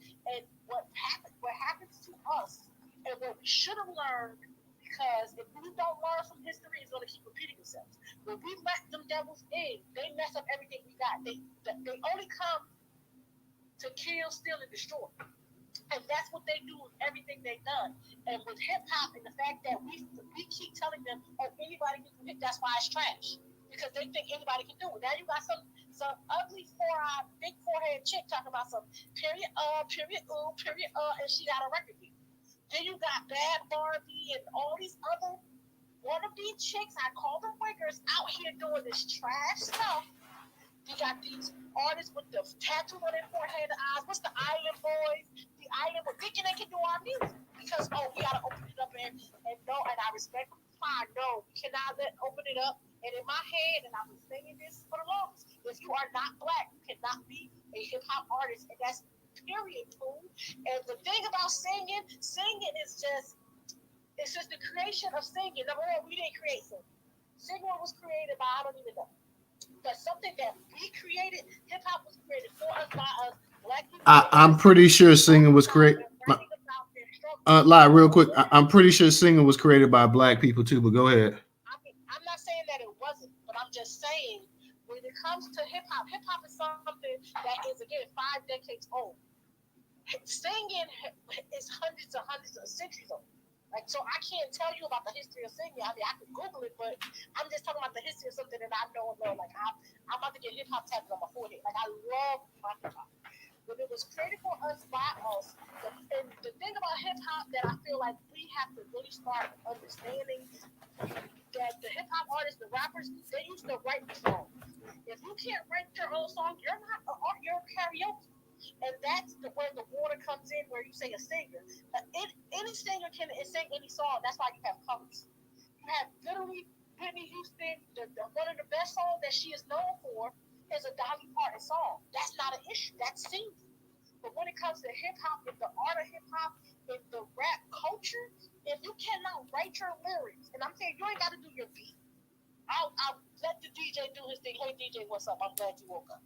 But as far as what it takes to be a rapper, you have a lot of wannabes out here that you cannot, and you really think about the history of what, especially for the culture, all the rappers that came in the game, how they came in and what the message, you have to write your own words. You have to be black. You can't be anything else. But when black people okay, now real quick, I got to chime in here real quick now. If you're white, and because I'm pretty sure Eminem writes his own song. Like I say, I'm agreeing with you. Eminem is not the greatest of all time. He's nowhere near the greatest of all time.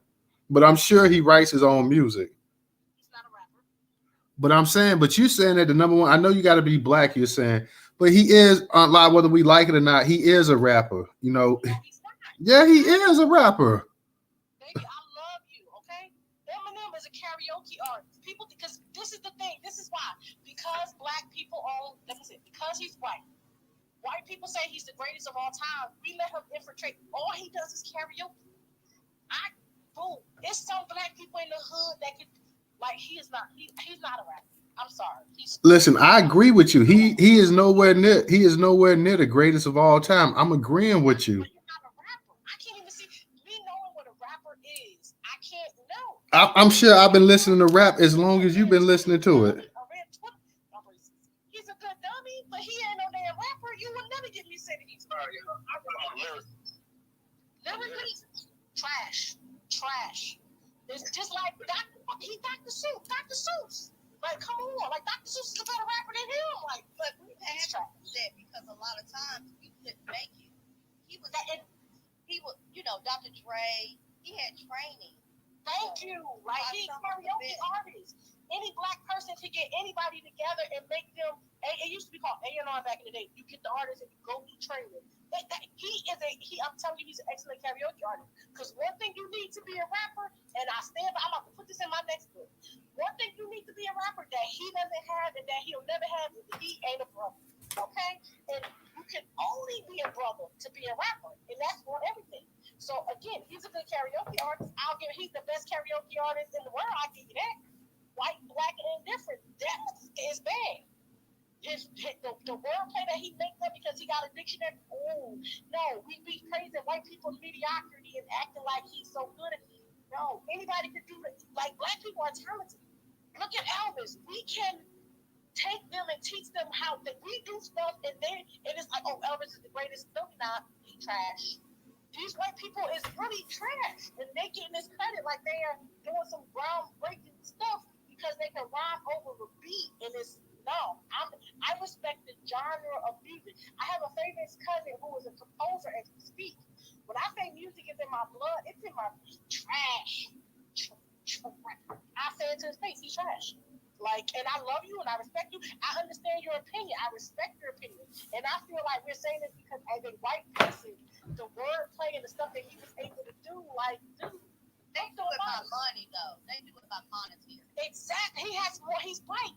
He's in a position to be able to do different things in our culture that we're not be able to do because of the color of his skin. That don't make him better. Because his song was being on the radio and #1 and it sold out. White people bought his shit. Duh, it's more white people than black people in America that was buying music.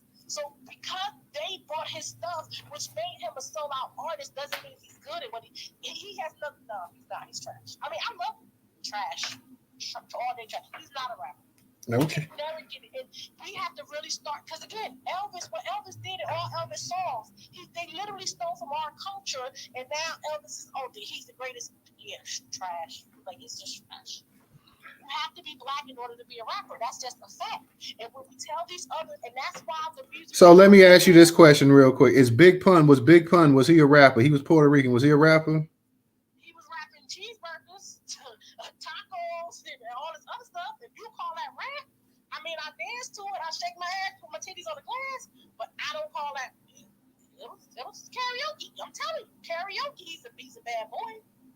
Big Pun called me Big One. That karaoke was. I'm telling you. Listen, I could be Lil Kim if you want me to. I used to be scared of her. I know all her lyrics. It's karaoke. It's karaoke at its finest. Don't you understand? You Lil Kim karaoke too? Oh yeah, I love it. No, I'm saying I can do her song. And Okay. I could be a rapper if I wanted to. But no, that's that shit. I love it. But what I'm saying is, and a lot of times, do you understand how the record company thinks? The record company don't even want black people to be rich and us to be. That's why they're taking artists right now to be a prime example of how this is played out. And I see it, and maybe something wrong with my brain. I see it. I don't understand why a lot of people don't see it. Right in New York City, we have 105.1. 105.1 is the only hip hop station. We have 97.1. 97 owned by white people. White people on the morning show. I don't even listen to them. Now, 105.1 black hip hop station. That's where the Breakfast Club morning show is. Listening to the radio, they're infiltrating us.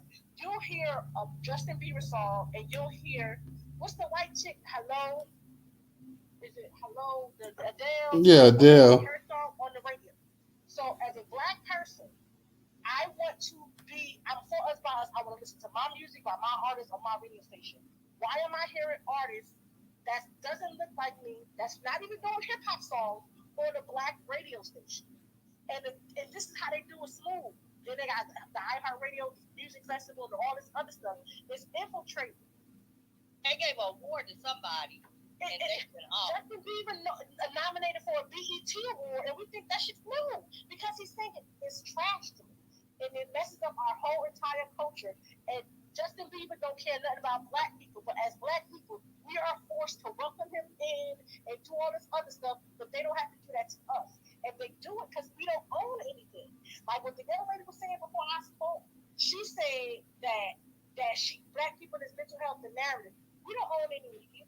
We don't own none of these narratives. These are the narratives that they give us, and we have to be very, very careful. When they say like black fathers are not in the light. And it was a school where all these black fathers, that's the narrative they put out. So it's not that we are saying that. We don't own anything. We don't own Twitter. Twitter want to shut us down like they did the other night. They just shut down the space. They go with these narratives about black America. That's the black on black. Like I got a criminal justice degree, master's in public administration. They come with these narratives for us and push that out for us. We have to be very, very careful about the brainwashing and not take these narratives. The only thing that they're willing to do in Congress, they expect us to vote, but they want to vote for a study of it. Yes, and President Biden and all the people in there that will talk to you how they think that they should just vote for a study on reparations and all the other bullshit. We don't need no Black Americans. As Black Americans, we're saying we don't want no damn study. This is what we want. We are in the situation now that I'm thankful to be alive because we are controlling our narrative. We are saying what it is we want, how we want it, how we're going to do it. We have a lot of these black people on certain platforms, i.e. Twitter, Instagram, Facebook, Snapchat, all these other things. And when we talk about even TikTok, when black people talk about the empowerment of black women, all black women were saying, we love black women, we want black women to follow us and we'll follow y'all. And that was a problem. Hurts. Real quick, online. Let me go ahead. I'm gonna get back to you because I know you cooking. So let me let me go ahead and just move it around the room for a second. Let me go ahead and get to Grace and DJ, our co-host. He's up in here too as well too. So I know we're gonna agree to disagree on that. I saw Tata; she was agreeing with you. Everything you were saying, she was giving you little hearts and whatnot when you were saying that Eminem couldn't be in hip hop or whatnot. So, like I said, we're gonna agree to disagree on that. All I said is that I consider him a rapper, but I don't consider him anywhere near one of the greatest rappers of all time. That just like you say, you love me, I love you too. So we gonna disagree. I'll give people their due or whatever to a certain degree or whatever. Like I said, he's not anywhere near the greatest to me or not. But I will classify him as a rapper. But you're right that our culture is getting taken, and right now, hip hop that we see now is nothing like what we saw growing up, and even the amount of participation with Black Americans. That's really being trivialized as well too. Like Black Americans really, really lost a foothold in this actual culture that you developed, and now you got a bunch of other people coming over, and the music is trash as hell. I'm agreeing with you like that. It's trash. I don't know what the hell they talking about half of the time, and all you hear these girls talking about is they coochie and this or that or whatever and this and that. And look them, they used to talk about that too. They talked about other stuff as well, and I don't know what the hell the dude's talking about. It's like mumble mouth university. They're just just really makes your ears bleed to hear the stuff that they talking about. So I'm in agreement with you on that. It's you see guys up here wearing purses and just all kind of metrosexual, and I don't know what the hell going on with the actual music form and whatnot too. So I'm agreeing with you on that right there. It's a lot that's going on in it that it's not really what it was meant to be. But like I said, I will give him his due that to me, I say he's the greatest, and I tweeted out earlier he's the greatest white rapper ever. Not the greatest rapper of all time, not no GOAT. Don't even sit up here and come with that. He's the greatest white rapper. I know you said he doing karaoke. You said the same thing about Big Pun. So, like I say, we gonna agree to disagree, but I'm gonna get back to you on that, sister, as well. So let me go ahead and get to Grace. Grace, go ahead and unmute your mic. I kind of agree with a lot of what she's saying. I think from what I'm understanding, she's basically talking about gatekeeping. And she's just basically explaining it out in that way because we do need to form narratives that make sense so that, our people have some ammunition and that the credibility stays with us. We don't own anything but the credibility of who the greatest is. So if we maintain credibility, that means we keep the money in-house. And it's very, very, very offensive to see Eminem. I saw that picture. I started thinking about the stance he took in that picture. For some reason, I started thinking about open defecation camps. But, how is he going to skip over? We all know the greatest rappers of all time would be a Black American man. We know that. Behind that would be a Black American woman. We are not about to put Eminem above the likes of an MC Light or a Lauryn Hill. That is very disrespectful. So, I just don't think that it's a good idea to allow these people to usher in any narratives as to where we're trying to figure out, well, is he the greatest? No, he's not the greatest. I say, cast that demon out back to hell and put him in a box that can't nobody open up. No, he ain't no rapper. He was a propped up artist. And, I don't know if he write his own lyrics or not, but rap is not about comedy. That's where it's starting to evolve into something that is not really hip hop. It's not about being a slick mouth. It's really about speaking from our hearts, from the grassroots, from a very authentic place, and we are the only group of people in the world that has that voice. Yeah, we can welcome others in, but we have to welcome them in within a certain context, because as soon as you let white people and other non-black people into our genres, they completely and totally take over. Next thing you know, they're telling us what hip-hop is. And our children are confused now about what hip-hop is. I remember growing up back in the day where you could tell that the beats themselves had masculinity to them. Just the beat itself had dick and balls. And it's like now you see rappers, like you said, in wedding gowns and pearls. That, to me, as a Black woman, is so extremely offensive. But we're not about to leapfrog all of our FBA sisters who are among the greats. Salt-N-Pepa, all those people, and put Eminem up in there, some comic book rapper talking about he's going to stand next to a Nas or next to a Tupac or something like that. He's not even psychologically, philosophically anywhere near in their league. He was just somebody that Dre and them pretty much used as a vehicle to get mainstream, a greater audience. But him being he's more like a transitionary artist that allowed them to reach the mainstream, but he's not really a rapper. So, but that's all I say about that. Sisters getting off in here. I remember years ago on BET when they was asking the question, was he like a court gesture and whatnot? Like, yeah, a lot of people thought he was just a court gesture, but the sisters, like, they definitely, I mean, and you're right, we did not gatekeep the culture. We did not gatekeep. And the unfortunate thing is that when you ask some of these actual artists about it or whatever, because I've seen at times, I saw one time you had an interview going on with Fat Joe. We know definitely a culture vulture. And he was talking to Tretch. And he came out and Tretch didn't check him and didn't correct him. He was like, hip hop is everybody's culture. Like, that's just the only that you can only say this to Black people, and Black people will go ahead and accept that. Tretch is like, well, no, hip hop is Black culture, but we allow everybody to come in it. We allow everybody to come in there and express themselves, but no, it's Black culture but the little merengue and the salsa and all this other stuff that they do in Latin America, whatever, you can't sit up here and say that this is everybody's culture, because they'll check you. You can't go up to country music and all of that stuff and heavy metal and say, you know what, go up in a heavy metal concert and say, you know what, this is as much my music as it is yours, and see if they don't hit you upside the head with one of them guitars up in there.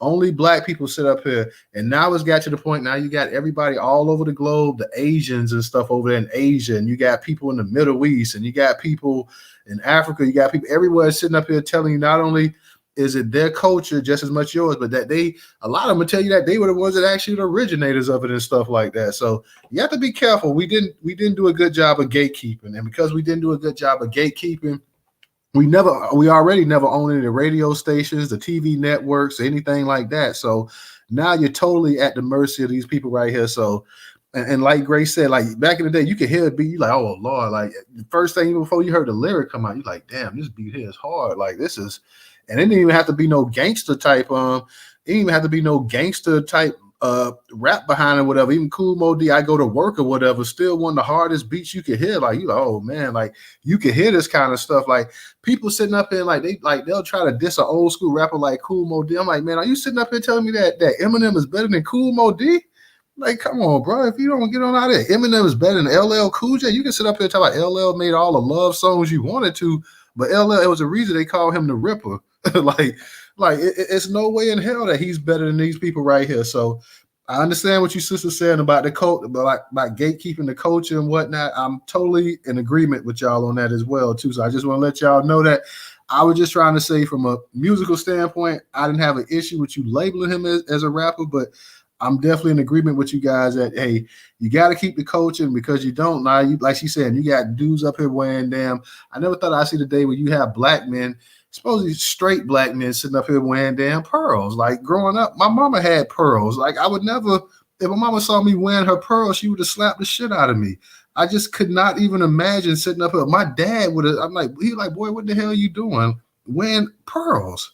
But you got men up here wearing pearls and stuff, and you got men up here putting on clear nail polish. It's like, what the world? I know you talk, well, it's clear and you can't really see it. If that's the case, then why the hell are you putting it on?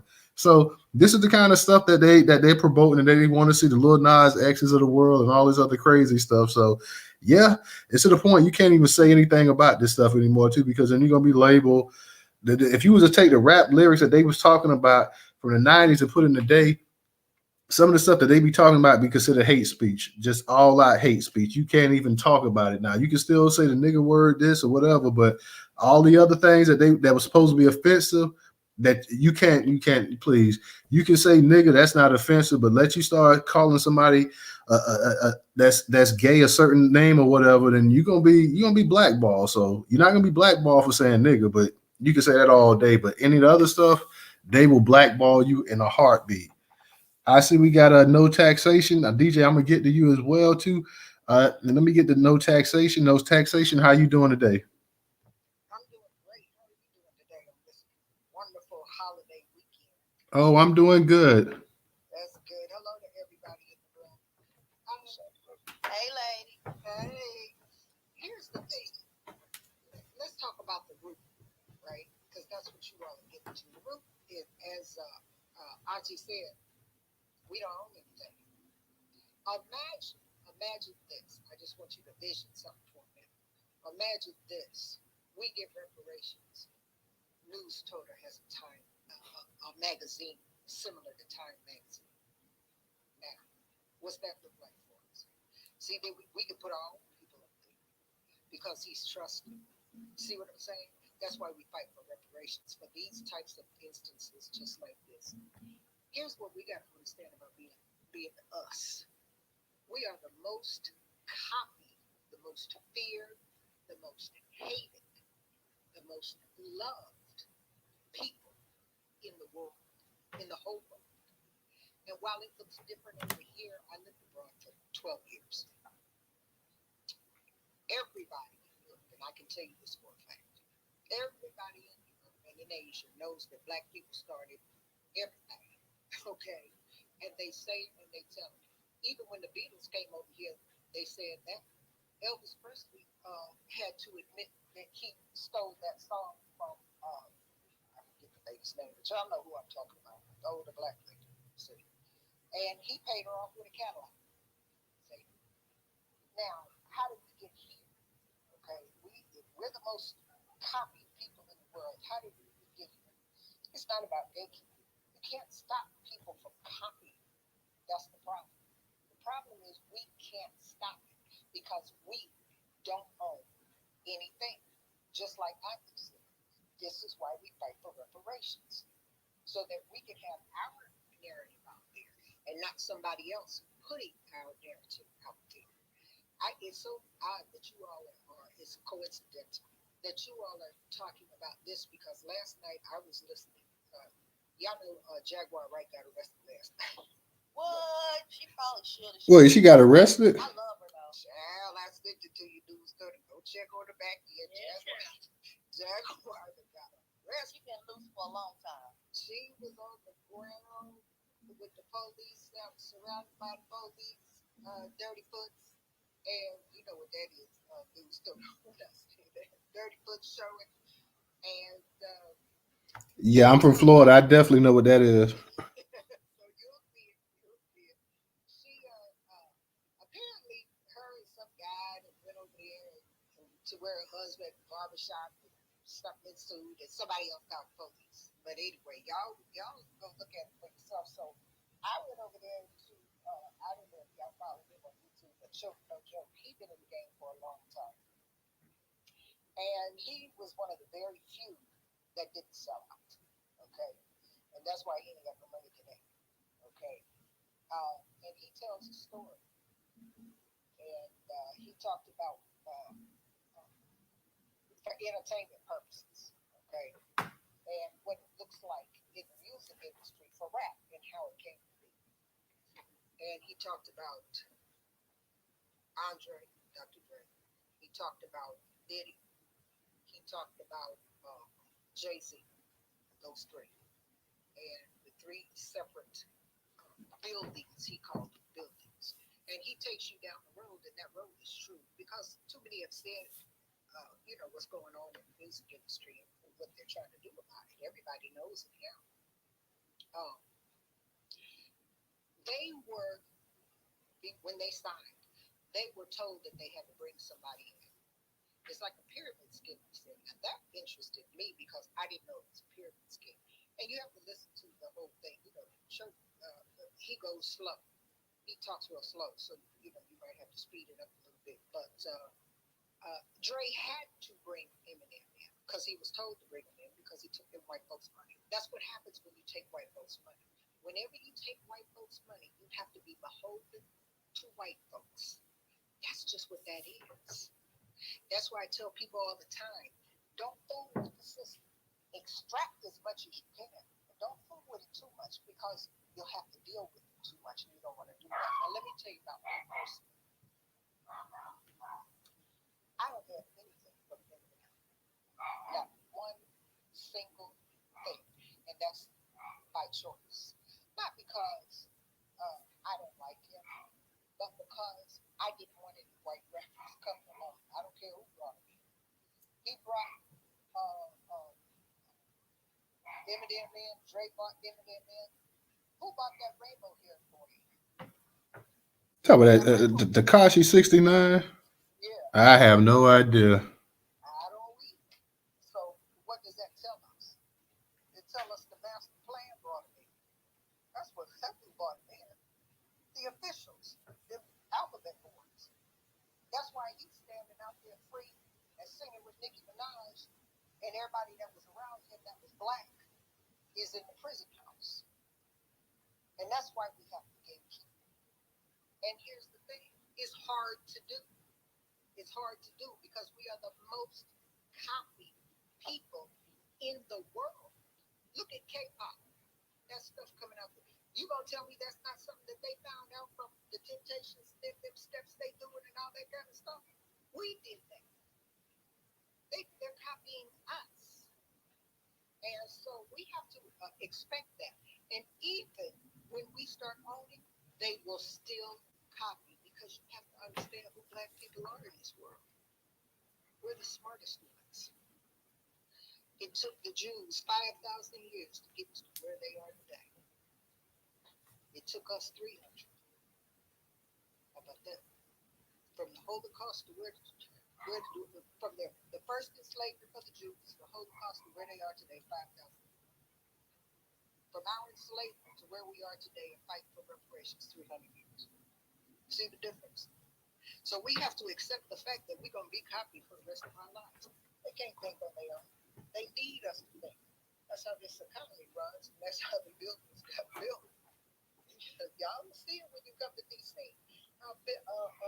What's his name? Benjamin Banneker lays it out. So that if you go on one monument, you can see the rest of them. If you go to another monument, you can see all of them. He laid, black man did that. See? And that's the geniusness of black people. And we have to accept the fact that we will always have feelings. Now, I say that to say this is why we fight for reparations. Because when we get the reparations, we're going to have our own Time magazine. It's going to be called Black Time Magazine. Okay?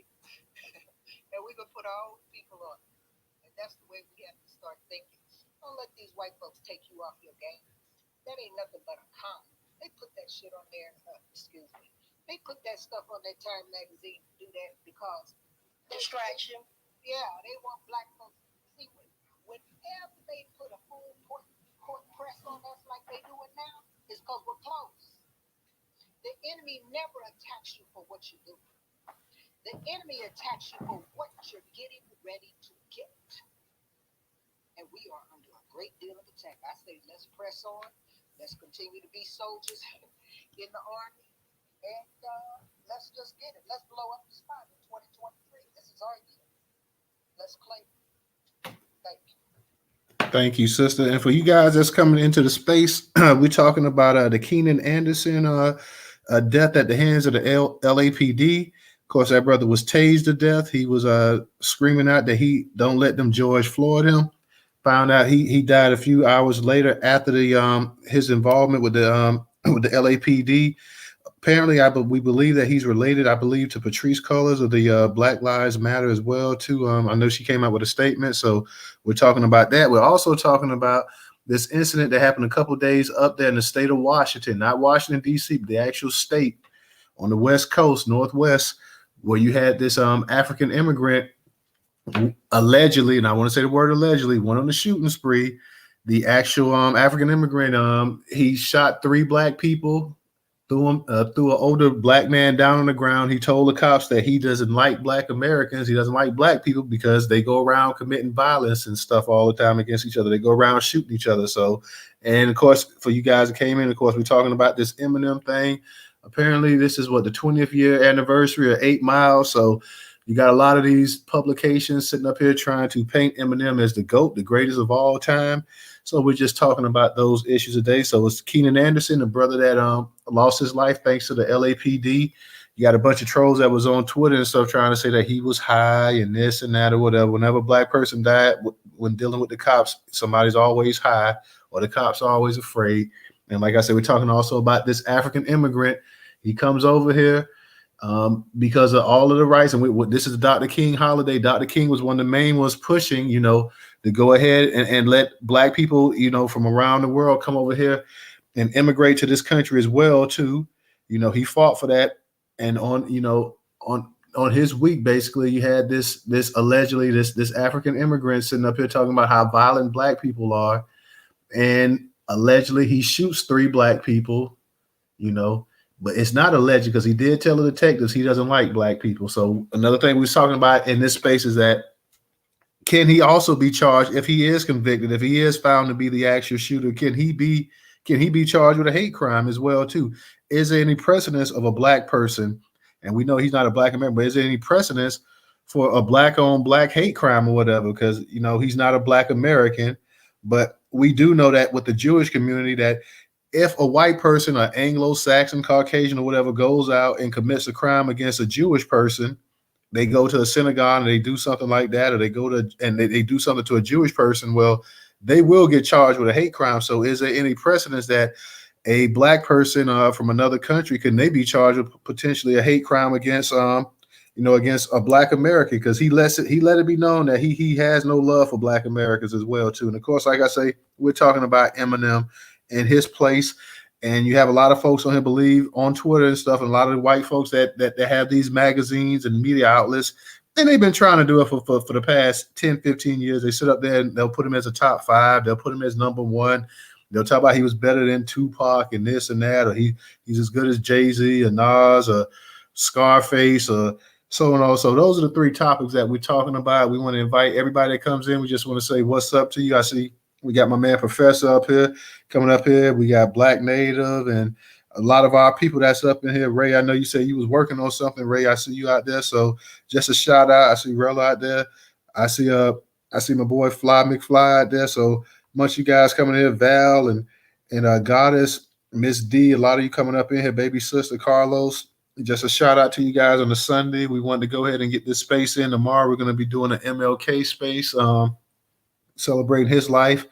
And at this point, I'm not sure. We're doing an MLK space, but we may also do like we do sometimes and have a multi topic space as well too. But we're definitely gonna give a shout out to the legendary man as well tomorrow as well too. So just to let everybody know, DJ, I know you had your hand up earlier. Go ahead and unmute your mic, man. I know you hadn't got a chance to speak yet. Nah, it's all good. Newstoter reparations. So let the folks cook for a second, because I don't know I'm gonna be long-winded if I gotta talk about that Eminem thing. But go ahead, though. Okay, let me go ahead and get to Professor. Professor, how you doing today? And I'm gonna get back to you, Aunt Lion, Iron Malt as well too. Hey, Professor. Hey, how's everybody doing? Happy MLK Day. What's up now? Honor the man. That's right, the man, the legend, Dr. Martin Luther King Jr. And shout out to Sister Rilla. She made it into the space, y'all. She held a very good space about MLK. And I'm telling you, it was great just to be in that space to hear all the words of Dr. Martin Luther King Jr. Y'all. I'm telling you, every time I hear his words, it does something to me. The man was such a great orator, and to be honest with you, him and Malcolm X, they was great orators, man. And I'm telling you, these are the two leaders that we need with us today. But we're gonna march on in their names for what we're trying to get done, y'all. This is why we're doing it. We're doing it for Dr. Martin Luther King Jr. and Malcolm X, two powerful leaders that died for the cause, man. They put their lives on the line for this cause, and so this is why we got to do this. Newstoter, man, thank you for this great space right here, and these are great topics. DJ, good to see you, brother. To all the people in the space here, I see you down there. Disruption, or disrupting. Sorry. Yes. Yes. Newstoter, you remember when you asked me about race relations in Tennessee? Martin Luther King was murdered in Memphis, Tennessee. Yeah. Well, yeah, we know that. Definitely, yes, he was, and we also believe, or we do know now, he was set up too. Let me say this: good to see you, Black Natives in the space, y'all. There she is, she's there. No taxation. Good to always see you, Sister Val. I see Sister Trouble, baby sister right there. Y'all, let me tell you something. Eminem, there's no way you can put this man up there as being one of the greatest. I never cared for this man, Eminem. To me, he was just, like you said, Newstoter, he was a court jester. If you go back to that first original video that he put on MTV, what was that video called? My name is Marshall or something? Yes. Slim Shady. Yeah, Slim Shady. There you go. The video was complete court jester. That's what he was. I mean, that's really how he got famous, because his videos were all fun and games. I mean, to me, he's not the greatest rapper. He definitely can't be put up there past Tupac and Biggie, LL Cool J. I mean, you can't put this guy up there as being one of the greatest. No way. Some dude out of 8 Mile, out of some trailer park. I mean, you know what I'm saying? And I don't mean to knock anybody from a trailer park, but I'm sorry. It's very insulting how these people keep trying to put white people ahead of us on something that we invented, baby. It's ours. But you keep trying to put these people ahead of us. You can't do that. So, as far as Eminem, in regards to him, he'll never be the greatest. You can never put this man in the conversation of being one of the greatest of all time. Never. I would never accept it. I'm sorry. In regards to the brother Keenan Anderson, y'all, I'm telling you, every time I look at this video, it just does something to me, because they was intentionally trying to take the brother out. And what's even more disturbing about this video is you got a black officer that's holding him down. And I mean, he looked like he was having a good time holding the brother down. Now, I would like to find out who that black officer is, and is he part of the Foundation of Black America? Is he one of us, or is he one of them, one of the non-FBAs? That's what I would love to know about that guy. But in regards to the white cop that was continuing to tase him, that's common with them. We're used to seeing that, right? We are used to seeing white officers continuing to do harm to our people. That one we are used to. But what bothers me is that black officer that was holding the brother down so harm could be done. And see, this is why we have issues with black faces that's in those uniforms, because they turn into one of them, one of those white supremacists, okay? And this is just something we just gonna have to follow up on, y'all, as details come out. But it really, oh my God, every time I watch that video, I just really want to go out and do something. But we got to be patient, see what all the information is that's gonna be coming out about this. I just want justice for that family. I want justice for the family. I'm telling you, they have to have justice. We need justice. This whole thing, this African, this shoot, DJ, you gonna have to help me with that name again, man. Is it Amadou? It's the Mamadou, right? Mamadou. Yeah, it's Mamadou. Okay, what's the difference between him and the guy from New York that was getting the thing stuck up in him, man? Are they related? Amadou, the brother from New York was Amadou, the dude that supposedly did these 3 shootings to some black folks out in Washington. His name was Mamadou Diallo. Also, that his real name. That is his real name. Oh, okay. See, when I heard them names, man, it's easy to get these names mixed up, especially the way how close they sound. And so I was thinking maybe they might be related or something. But when we're talking about that there, y'all, that Amadou Diallo was the case that took place back here, I think maybe 7 or 8 years ago, where the brother was inside a jail, prison, and the correctional officers stuck I forgot exactly what it was, but they stuck something up in there. Yes, they stuck that up in his, you know what. So that's what we making reference to, everybody, is that brother where that situation happened in New York City. And then you got this guy that's got this name that's similar here in Washington State. And I'm just curious to know, y'all, have they even shown the actual picture of this guy? I haven't seen this picture yet, Professor, myself. Okay, so do this make y'all suspicious about this story? Like maybe this could have actually been a white person with a black face going around shooting. See, that makes me wonder about that.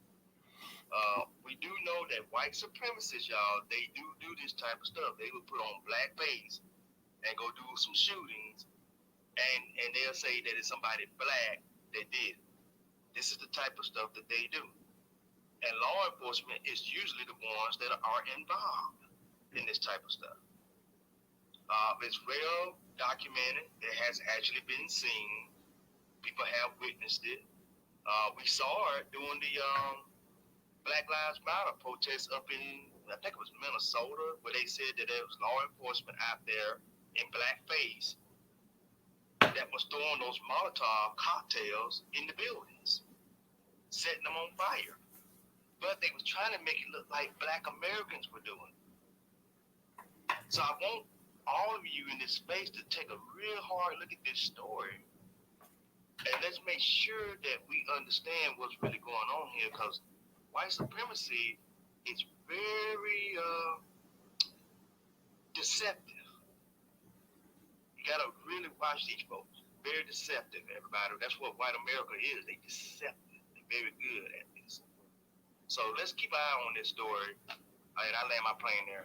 We're gonna definitely, Professor. We definitely gonna keep an eye on it. I don't know, like I say, they haven't said anything yet about it. They haven't shown the actual picture of the man yet. So I'm assuming that in the next few days or so, we should actually get a picture and see how this guy actually looks, especially if he's charged. So with that name, I'll be damned. He ain't too many. I can't think of any white Mamadou's. I think it's Mamadou Diallo or something like that. So I'll be damn sure surprised if that's an actual white person, anybody other than a black person. But we'll keep an eye on it. We'll definitely keep an eye on it and keep investigating it just to see what's up.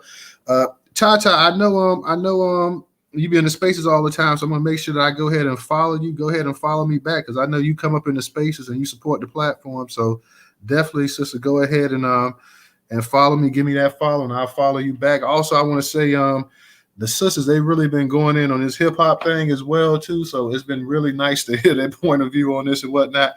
And we're gonna get to some new speakers. We're gonna get to Rella. We're gonna get the Black Native, and we're gonna get to Miss D, and then we're gonna get back to our other speakers. I'll get to you, Aunt Lai, and I'll get to you, I Am Mo. But we're gonna let our new speakers get a chance to go ahead and speak as well too. So let me go ahead before I get to you, Rella. Up in the Jumbotron, y'all, is the actual Newstoter YouTube channel and newsletter. Please go ahead and subscribe to that. If you're in the space and you're not following Newstoter, make sure you go ahead and follow Newstoter. Also, remember that Newstoter is the largest Black-owned news curation platform today in America, the largest Black American news-owned curation platform today in America. Please donate or contribute to us if you can. That's if you can on Cash App. $Newstoter. That is $Newstoter. If you don't have an actual Cash App, then the Venmo and the PayPal is also in the Jumbotron. If you're on YouTube and you're listening, Also, if you in the actual description is the actual Cash App and the Venmo and the PayPal as well too. If you like to contribute or donate, let me go ahead, Rella. I was in your space earlier for a little while, Rella, so you had a pretty good space going on. So I was able to make it in there for a little while. How you doing today?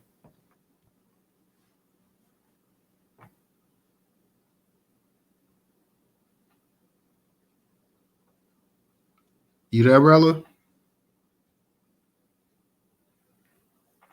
I think Rella May. I don't know. I don't know if she caught up in the Matrix or she doing something. Nope, I'm here. I'm sorry. Okay, how you doing today? I'm doing okay. Hi, Newstoter. Hi, DJ. I was actually talking to Tanisha, so definitely, you guys, if you can, definitely support Tanisha Johnson, Justice for Mariko Johnson. And so the situation with Mr. Anderson was so horrible. Definitely traumatic, even watching it. And yes, I do believe the police officer definitely seemed like the black officer. Actually, both of them. Were they both black or melanated? I know one of them was. Or was one holding the taser? I kept trying to replay the video. He was the white officer holding the taser, right? Yeah, Okay. he was a white officer. But the crazy part is they haven't released a part of the video unless I haven't seen it yet, where what happened prior to him encountering them, and what escalated to the point where why they had to do him the way that they did. If there was a car accident, how does a car accident end up with this man's life being him being unalive? And then the police officers definitely were in the wrong in the way that they were doing him. Of course, it's like all of the cases that we've seen. It's almost kind of like there's like an initiation going on. Like they literally are operating like a game. Like they're initiating people in, and in order to get in, you got to take somebody's life or you got to do something. The other thing is. We definitely need to get serious about understanding what these people's bonds are and going after their bonds. So if you ever have a situation where you're at a traffic stop or anything and you get to a point where you feel like, your rights are being violated, get you some legal protection, have your attorney on standby. I always say, I don't care if you had a bad experience, find out about an attorney that you can get or a legal shield or something so that you can call them on the spot and you don't have to say nothing. The other thing is these people's bonds need to be sued. They need to be under indictment and their bonds need to be revoked so that they cannot go work anywhere else. That's how I feel about that. Eminem, I always felt like Eminem was, a white supremacist, and I never really I was okay with watching 8 Mile, blah blah blah, growing up as a young kid or whatever. But as I got older and I realized he had made the statements about black women the way he did and had an issue, a racial situation with that, and tried to come back and clear it up, I felt like we got the degeneracy part of the white supremacist people who live around black people, and we're good enough to utilize us for our culture. But the moment it's time for them to actually stand apart, they make it a point to show they ASS and it gets out, and once it gets out, then they want to try to backtrack. So I've never, to me, Eminem, I could never say that he's the greatest of all time. I'm sorry, I'm from Inglewood, and you'll never get anyone in my head past any of the greats as the last great to me. And I like Kendrick and I like Tupac, but Eminem, no, I'm sorry, no, nope. African shoots the Black Americans. I really believe that there is more to that, and I honestly believe because they haven't shown his face that either he's known or it's not an African person, but they're gonna use this as a way to say it was this African dude, and they're not going to try to do a full-on investigation. Like, I always feel like there's something sinister behind these things when they happen just so oddly out of the blue. And they don't ever release information like they do for anything else. So if anybody has seen this person's mugshot, please let me know. But I do believe white supremacy has their hand in this some sort of way. And when I say white supremacy, it doesn't necessarily just have to be, all white people. This person could have been on Reddit.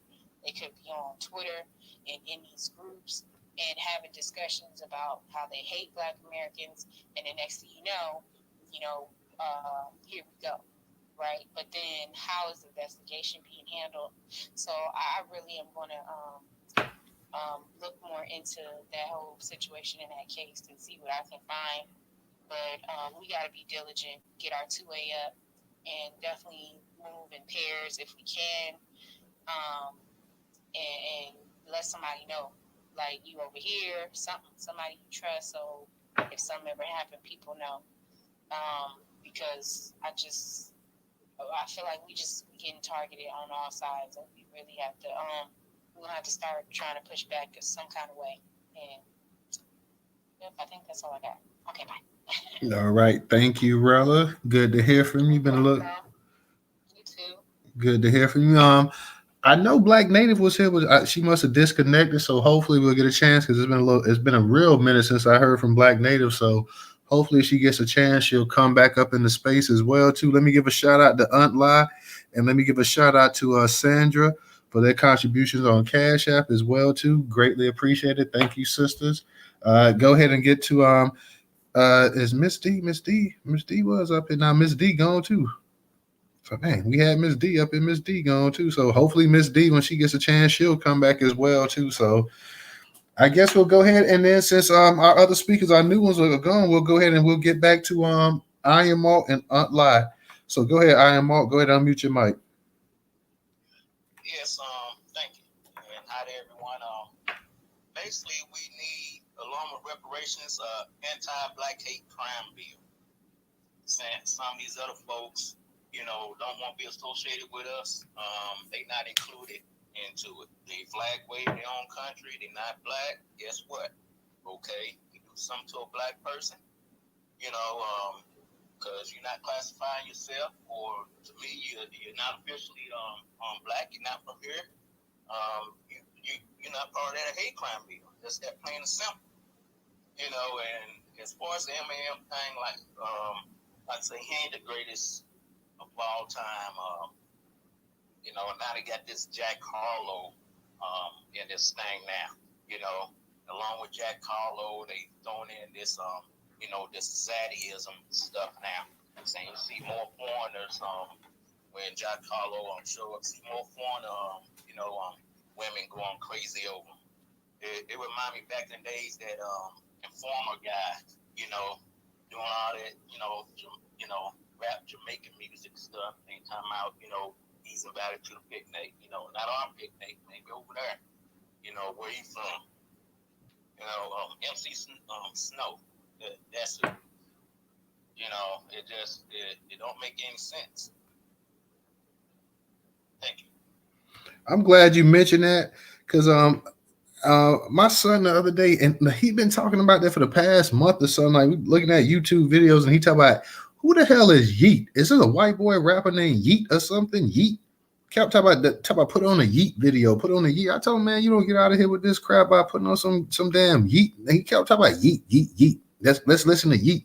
Trying to compare, like, man, you can't compare no damn Yeet or whoever the hell he is to none of the stuff I grew up listening to. I don't know if anybody here knows who the hell Yeet is. Please let me know. My son kept talking about Yeet, and I know he started joking around. Let's put on some Yeet. I'm like, we ain't putting on no Yeet up in here. So, Black Native. Was he talking about the letter E? No, it's a cat. It must be a white. Are you saying Yeet? Yeet. Yeah, Yeet, like YTE or something. Is it a white rapper named Yeet? Yeet. Nah. This is a white cat. He talking about this a white cat named Yeet. Y'all check it out, look it up. But it's a white cat named Yeet. Y-E-E-T. First video I saw was on Facebook some little kid in Dallas. He was doing some little dance going yeet, yeet. Just just some movement stuff. What kids was doing. So now it got into the vernacular. Yeet. Yeah, well, Let me tell you something. If my seedlings start saying that, I'm shutting that all the way down. You no, no, no, no. I told him, I like, man, you don't get out. I say, stop talking about this dude, man. Stop. Like I know my son like to play jokes and stuff too. After a while, like, man, I don't want to hear about no damn yeet or whatever his name is. No, we not finna jam no yeet up in here. I'm sorry, Black Native. I'm glad you came back. I saw you was up here and then you left, so I'm glad to have you back up in here, sister. I know you had disconnected, so I'm gonna go ahead and let you get it in. How you doing today? What's up, Newstoter? What's What's up, DJ? Long time no see. What up? But what's up? you kind of low, Black Native? You could get a little bit louder. Can you hear me? Yeah, I can hear you just low. Okay. Okay. So that's why I try not to talk. Oh my God, my phone is it going? What the hell? Hello, can y'all still hear me? Yeah, I can hear you. Okay, okay. Let me get this out real quick because this phone is acting up. Eminem. I actually made a post. Look, Eminem is the upgrade of Elvis Presley. I watched Elvis, the movie, maybe about the same day his daughter died. I didn't even know his daughter died. So Professor told me, but I forced myself to watch it. And as I watched that movie, Elvis, it just pissed me off. Eminem is the, I would say the 2.0 Elvis. He did the same exact shit. He went into the black communities, studied the black music and our movements and everything, and then took it on the road and became rich and famous. And that's the same thing like Eminem. He has no talent to me. I never respected the man. There's too many other black hip hop artists that I could look up to and respect. So yeah, that's my point of view on Elvis. The Keenan Anderson. I just watched that video yesterday. Um, it's traumatic. Like I really, had to force myself. It was on my it came on my Twitter handle. So I had to literally force myself to watch them sit there and torture a man. And he literally knew he was going to die. He said they're trying to George Floyd me. He was begging for his life, and they took pleasure in sending volts of electricity through this man's body. And he was also a school teacher. So he was a decent, honorable man who they murdered. So let's go ahead and find out. I want to see where this is going to go. And like Professor said, it was a black man holding him down. Now, we want black men or, black men and women to control our communities. This is what we want. But when we have niggas like that, you know what I'm saying, that get pleasure and it's the fucking sidekick of these white race soldiers, and they don't even try to stop them. They actually help participate in the murder of their own people. That's a problem. I want to know when we're going to start enacting street justice. Because if somebody was to murder somebody's child, Pookie and Ray Ray, investigate, they're going to enact street justice. And I'm just to that point with all of this killing of black men, women, and children. And nobody seems to go to jail. You had two black teenagers gunned down by regular ass white people who felt that they were inconvenienced by the presence of these two young black boys. So they decided to murder them, and they're still walking freely on this planet. So I want to know when we're going to start enacting street justice. It's about time. Now the African guy who decided that he didn't like black Americans and he was just going to go and just randomly pull up on people while they're driving their cars and shoot them. This is an issue. Like Professor said, it could be a white man with a black mask, but I saw his arm, so I'm assuming that this brother, I'm even going to call him brother. This man is a black foreigner who came over to our country probably on a visa that's expired, who we actually fought to help come over here, and this is what he does. So yeah, I mean, we got a lot of work to do. We have a lot of battles that we're fighting on all fronts. And so that's all I wanted to say on that. I'm gonna go ahead and land my plane. Thank you for allowing me to speak. Thank you, sister. Real quick, y'all. Grace, she's trying to find out because she had posted a message. She says, "Can someone help me figure out how to attend the court proceedings for the shooting suspect? Please DM me." So, if any of you guys have an idea of how to help her figure out how to attend the court proceedings for shooting suspect, please go ahead and give her a DM. It'll definitely help. I myself, I don't really know much about it. So if you guys, Grace she's right up here. She's one of the speakers. So if you guys know anything about it, you want to come up and speak and let her know how she can attend it as well too, please go ahead and share that information with the sister or DM her if you're following her. And a lot of times you have to be following somebody to DM. So you said something, Tammy? Go ahead. Yeah, I'm a DMer. Okay. Thank you, Tammy. That'll definitely be helpful. So appreciate that as well too. This stuff that I found about Yee. Is it a reason? He's not letting me put it up in the jumbotron. So it's a rapper though, because I know a son talking about he raps or whatever. So I don't like. I told him I don't want to hear this. He got upset, but I'm not going to put this on, man. I don't want to hear this shit. Not to be up, not to curse or anything like that, but I'm not playing no damn yeet up in here. So if you want to listen to him on your phone, you go ahead. But we not rocking that up in here, man. Straight up. Let me go ahead and kick it to Iron Malt. You still up here, Iron Malt? Then we're gonna get to Aunt Lie, and we'll get to you, DJ. I'm gonna let somebody else go. Okay. Let me go ahead and kick it to you, Aunt Lie. You still there?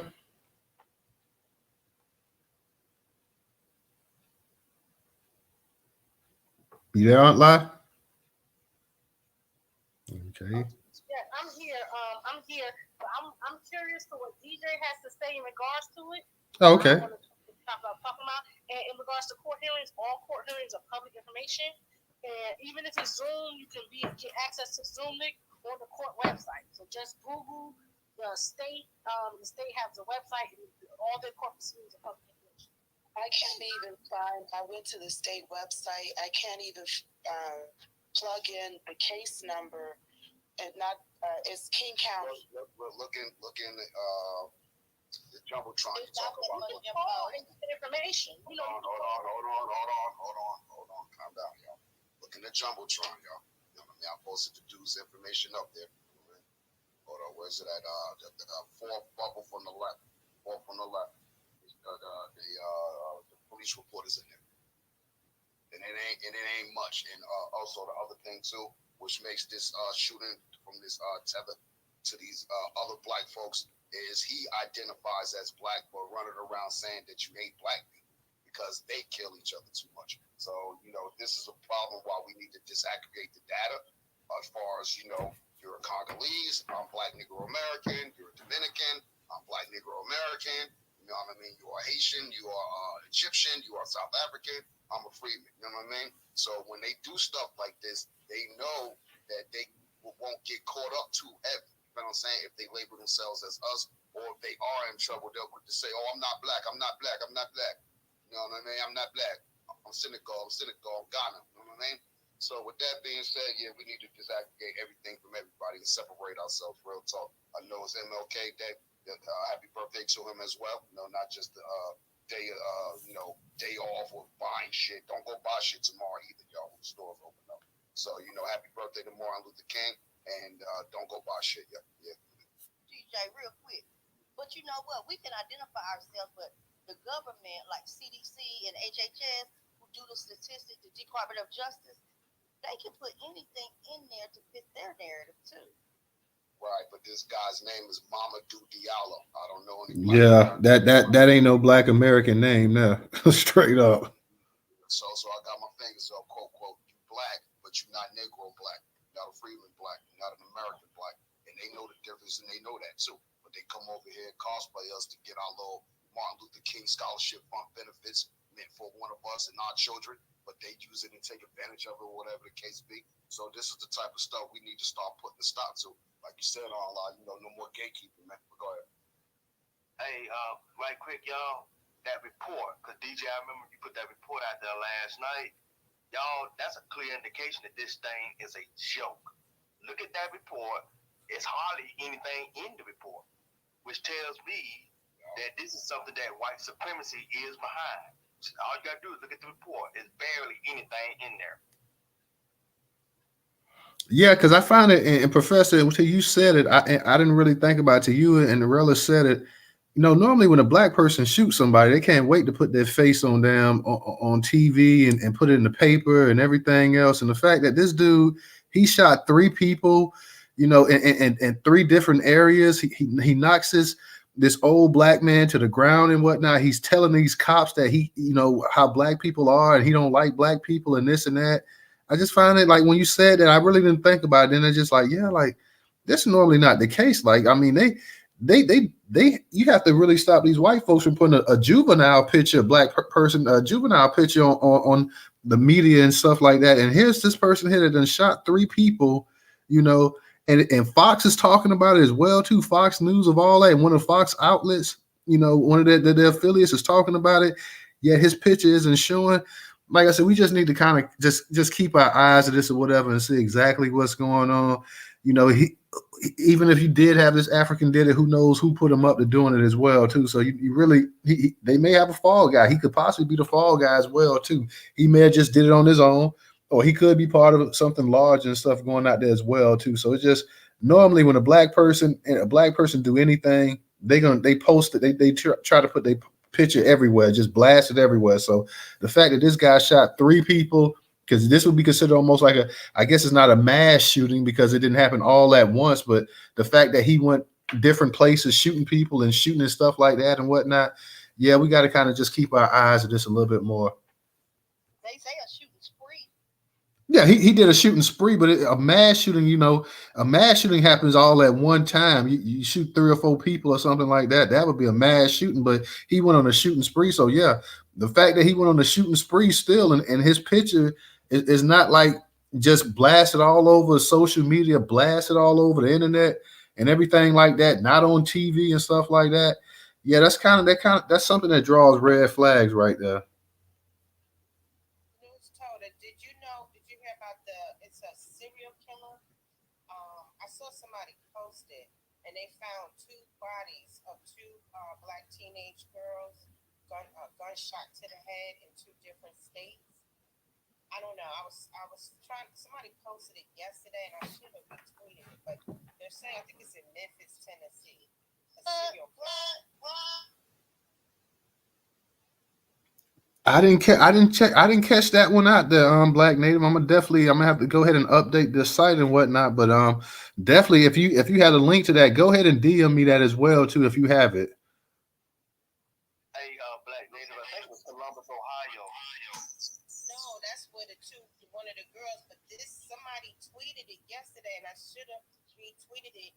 It was I believe it was Memphis, Tennessee, and it was like it's a serial killer, and nobody is talking about it. I'm gonna try to find it, and then I'm gonna DM you Newstoter. Yeah, Black Native, definitely do that. Yeah, go ahead and DM me that. Did anybody die with the 3 people that he shot? Did he kill these people, or what happened? I know one was released. Go ahead. Yeah, I know one was released. One had some life-threatening injuries, and I'm not sure about the other one. DJ, you know about the other one? Yeah, if you want me to play the article, I played the Black Majority Space last night. Supposedly, the owner of sorry, let me turn this down. My Giants be up in the playoffs. Let's get it. Supposedly, the owner, one of the victims, worked at the Kia dealership. So supposedly, the owner last night said in one news interview that person is no longer here. And keep in mind, this dude, this teller, he ambushed these victims. It wasn't like, came up on them and shit, hey, what's going on and shit, you want to fight type or whatever it is. He snuck up on them while these people were just sitting in their cars, minding their business. You know, the guy that was shot at the kid dealership, he ran back into the service station and collapsed on the floor. So luckily, the owner of the kid dealership said, "Thank God, one of our employees is an ex-military veteran with medical training, and he rushed to his aid. You know, gave him CPR, and saved his life basically. As far as, but I don't know what's up with the situation as far as like did anybody succumb to their injury. So I'm about to check up on that right now." Yeah. Oops, sorry. At this point, I don't think anybody died at this point. Like I said, I know one person was released. One had life-threatening injuries, but I don't. And the other one I can't remember. But I don't think anyone has died at this point at this time right now, Black Native. So we'll constantly keep looking because I'm pretty sure that's going to bring that'll make the charges even more severe if somebody actually does die from the shooting as well too. So at this point in time, I don't think anyone's died. Like I said, I know one person was released. I know another one had life-threatening injuries, and the third one I can't quite remember. But I don't think at this point in time anyone's died from it. Also, let me give a quick shout out to Nathan. Nathan, thank you for your contribution on PayPal. It's greatly appreciated. But no, I haven't heard that anybody's died at this point in time, Black Native. So we'll definitely keep our eye on this as well too. This story is still developing, like I said, and I know everybody in the room now wants to see this man's picture. Everybody's waiting, like, hey, when is this picture gonna come out as well too? So that's gonna be the next major development in this story as well too. Like, because if you're going around and you done shot 3 people, find it very, very just very strange that your picture hasn't. And like I say, and you did even assault. You assaulted a senior citizen, somebody that was like 76 years old, just man sitting up in a line buying lottery tickets. He just decided to just push him to the damn ground. So even there, I mean, that's a charge as well too. So we haven't heard anything yet. We'll definitely keep posted on that. No taxation. I know you came back up here, sister. How you doing? I'm doing good. Let me put this TV on mute. This is way off topic. You guys get. One thing I want to say about that out of the outlet that just did those 3 shootings. In 1999, when the other Amadou outlet did it, we stood up for him. Remember? And now here we have another Amadou outlet that said he hates Black Americans. That is a red flag. Same name, half of the 50-year loop later, because I told you I'm a 50-year loop. See, maybe things are moving that fast. Maybe they're doing the 50-year loop in 25 years. So because they know about what happened on Twitter. I told you all that white folks know they're taught to know where all the Black people are and what they're doing. So if you think they don't listen to you on Twitter, you are mistaken. What they are going to do is spin it and try to use it against us. So y'all get ready. It ain't even about the shooting. Y'all get ready for what white supremacy is getting ready to do to us. Because they're going to spin that and say, well, it started on Twitter. You watch it now. I'm telling you what I know. Watch it. But I came over here to tell you something that was off topic. I want to deal with it. And everybody that's on the committee, and y'all know who you are. Tomorrow at noon, Dana is going to have Judge Joe Brown on. As y'all know, or maybe don't know, Judge Joe Brown is part of the rally. And I encourage everybody to go over there. He's going to tell some stories that I think you all have not heard before unless you listen to him. Stories only that he can tell because it's his experience. And, of course, it's the holiday, Martin Luther King Jr. holiday, and it will involve that. Newstoter, you know who Dana is, don't you? Newstoter. Yeah, I know who Dana is. Dana's been on here, been on in the space plenty of times. I know Dana. It's been happening a lot lately. Yeah, I know who Dana is. Okay. Well, let's just do that not just for her, but for us too, because he's a part of what it is that we're doing in 2023, and we want to support our people, young and old, that are trying to move this stuff forward, so that we don't have these Africans coming over here thinking they're gonna be able to just murder Black people, Black men, Black women, Black babies, and that Time magazine is not gonna be able to put Eminem on the cover just before Martin Luther King Jr. holiday. Y'all watch, follow the breadcrumbs. All put that stuff out there so y'all can argue during the weekend. It's a holiday. Let's relax. Come on, girl. Okay. See, that's how white supremacy moves. It's all a trick. It's all a con. It ain't no coincidence. 1999, we went over there in New York and pounded the pavement for Amadou Diallo, who was shot how and how many times. He was a bullet back. And now here we are, somebody with the same name coming up here, killing us, some of they hate us. Okay, I see the trick. I'm watching. I see it. That's all I got to say.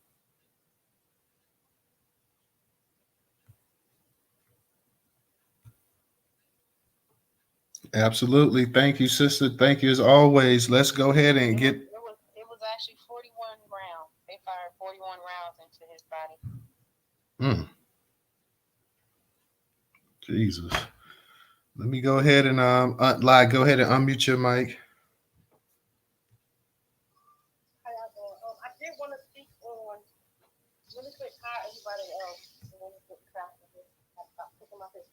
regards to I believe it was I Am Immortal was saying.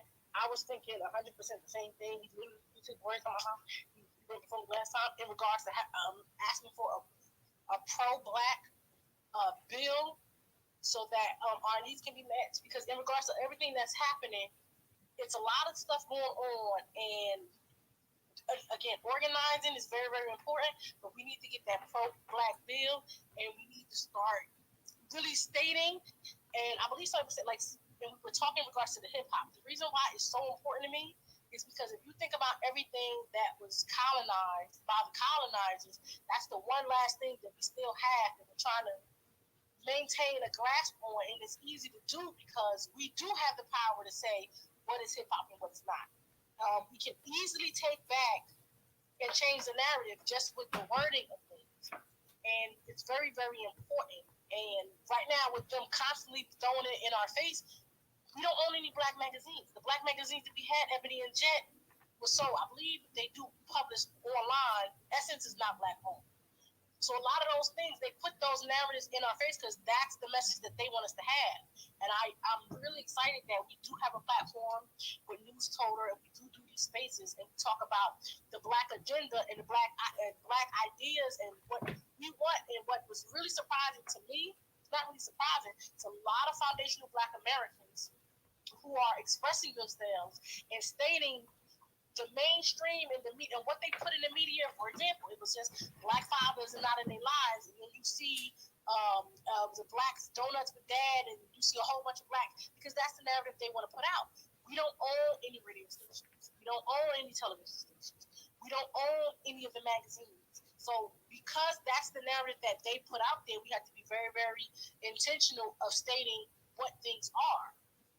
When it comes, especially with hip hop is the last thing within our grasp that we collectively, that we consume, that we support, and we advocate for, that we can literally change the narrative.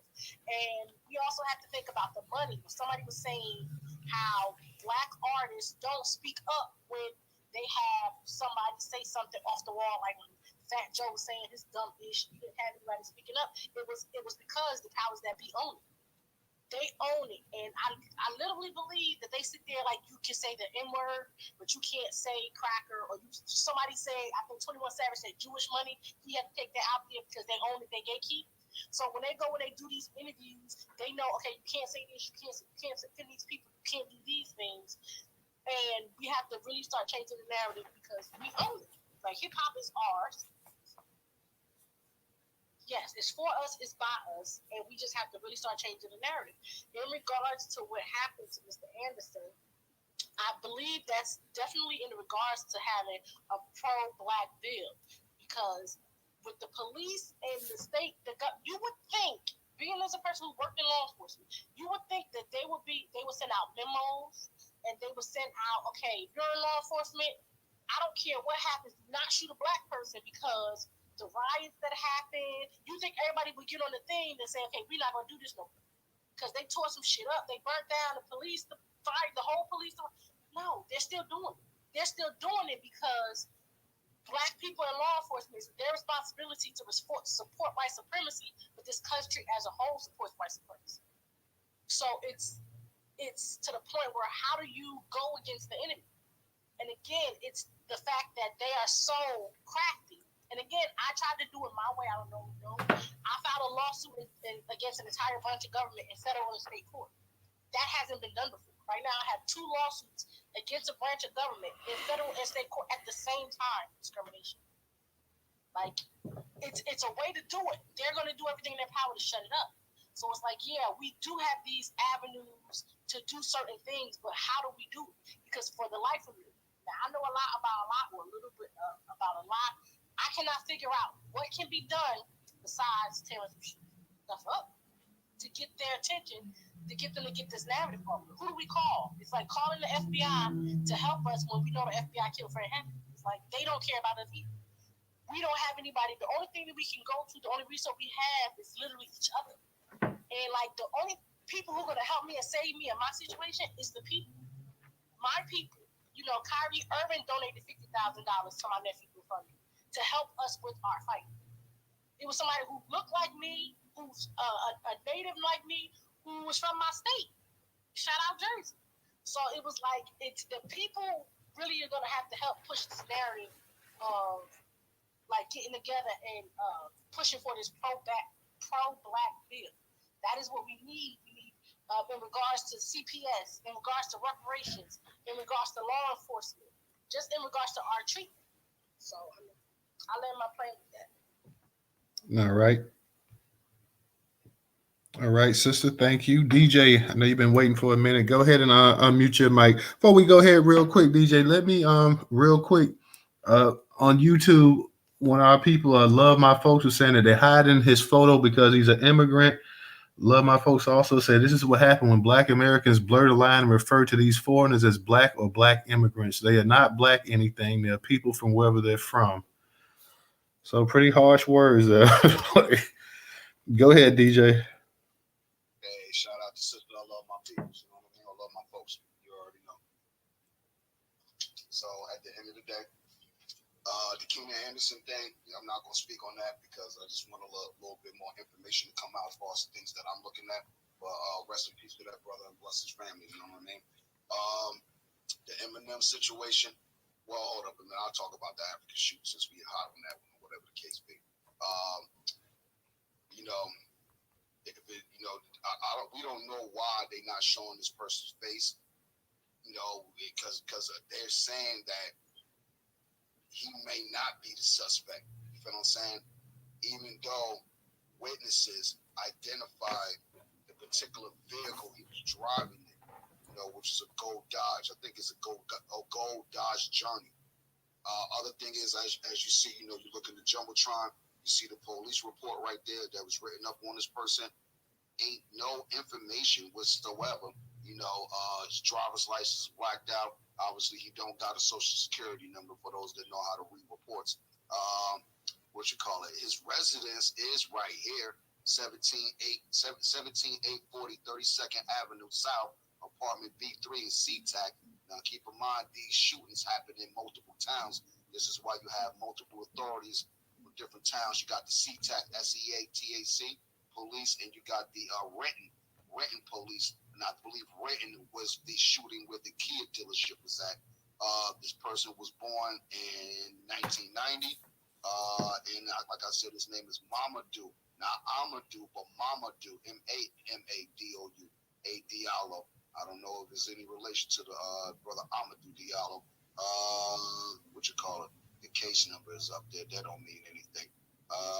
Well, hey, Allah, could you find a person's photo from a case number? Yes, if anybody takes a mug shot, there's a website where you can look up their mug shot anywhere. Like you look up my family Wilson mug shot. So it's because it's all public information. When you get arrested, it's not private. It's public information. They literally, you go to the jail as well, the county jail or wherever they're located, and they also have a photo of the individual there if the individual was arrested, but I don't think the person was arrested. But yeah, it's public information, and they have a certain amount of time before they put that information online, especially dealing with the Freedom of Information Act. So. Right. Okay. So the other thing is, go ahead, sis. I'm sorry. I'm saying, and they got like mugshots.com or something where they have mugshots. So if he got arrested for anything else, look up ICE, go to the ICE website, he's an immigrant, and see if he has anything there. Because if he has a case with them, his information should be published as well. Well, you're going to have to hop on that, our resident judicial expert. You know what I'm saying? It's right there in the Jumbotron. You know, his case number is C-2300-1382. C-2300-1382. That's the case number. So the other thing that's written down in this suspect's information is he armed and dangerous? And they put down no. And they also put down identity. Is his identity in doubt? They also put down no. There's no listing of citizenship. This dude, how you scared of black people when you 6'2", 189 pounds soaking wet, but you still 6'2" though. You know what I mean? That means you was a cow. So other thing is his race. They put down is black. Eyes brown, hair black.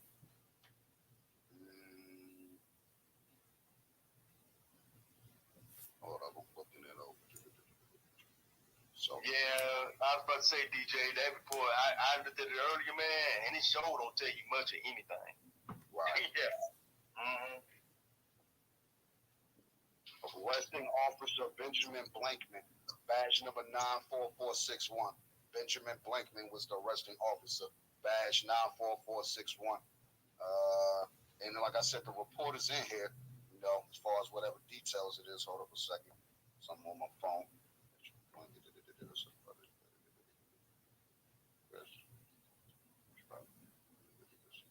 Still image. Subject inside the story. I just hit y'all with this last thing. Throughout the interview, Diallo stated numerous times that he does not like black people and he does not like spending time with black people as they always killing each other. The three victims who were shot by Diallo and the subject who was pushed to the ground inside of the Safeway are all black males.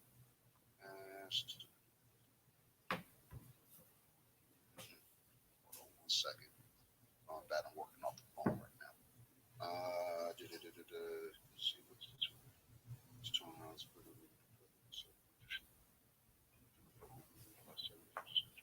Yeah, 2 of the people had life-saving surgeries.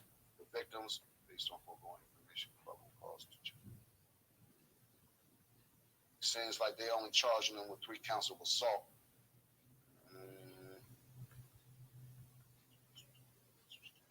Come on, phone. Why are you acting up?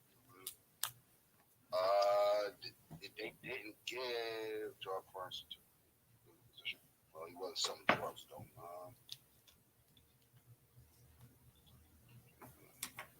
Yeah, it ain't much in this report at all. You know what I mean? So you know, with that being said, we also got to look at this thing as a false flag. So what a false flag is, for those that don't know, this pretty much could be made up, and they could be using this to you know, pretty much eradicate Black Americans out of the Washington state, because it ain't many of us out there. And for those that are out there, I understand you may be born and raised in our folks settled the West, but it may be time for y'all to get the hell up out of there and come either move into more major cities that are on the West Coast, or just completely come back Midwest, East Coast, or whatever the case be. Instead, what you'll be around more black folks and not have to deal with this. But the narrative is that's happening. You got the tether gang moving into our neighborhoods. They come here pretty willingly. So, you know, this is why we got to go back and look in the history books of the civil rights movement, or who okayed these folks to come over here, because we haven't even had a chance to breathe as Black Americans that descend from chattel slavery. You know, our elders haven't had a chance to breathe. Our ancestors didn't get a chance to breathe after civil rights. They've been dealing with, you know, we've been dealing with Jim Crow laws, the black codes, everything you can think of, the ostracizing, pretty much try to get us eradicated completely off this planet. But, you know, white man, they just can't succeed for whatever the reason. But we already know it's God and divine intervention. So, you know, he ain't going to completely take us all the way out. You know what I mean? He might get 1 or 2, but he ain't going to take the whole lot of us out. Like I said, you know, with that being said, a lot of these folks come over here with these fake names. This is why we need to close the border. Trump was right. Build that wall so that way these folks don't get over here under any circumstances. We need a pretty much what y'all call a moratorium on immigration for the next 100 years. Close the border for the next 100 years and close all black neighborhoods for the next 100 years. We need to completely separate from people. You know, it's a real rap. And speaking of rap, Eminem is not the GOAT. So for those that don't know, remember, everybody learns something from somebody else. So who did Eminem learn to rap from? He learned it from a group of people or rap group called the Outsiders from Irvington, Newark, New Jersey. These black brothers are the ones who discovered Eminem and took Eminem on tour with them. You see what I'm saying? They gave Eminem a spot and a place to sleep at and all this other stuff. I used to see Eminem all the time. I never knew who he was until my boy Pace, Pace One, Outsiders all day, introduced me to him like, yo, this is my man Marshall. And I'm thinking in my head like, damn, this is the white crackhead boy that I see on 21st and Springfield by the dope spot, by the chicken shack.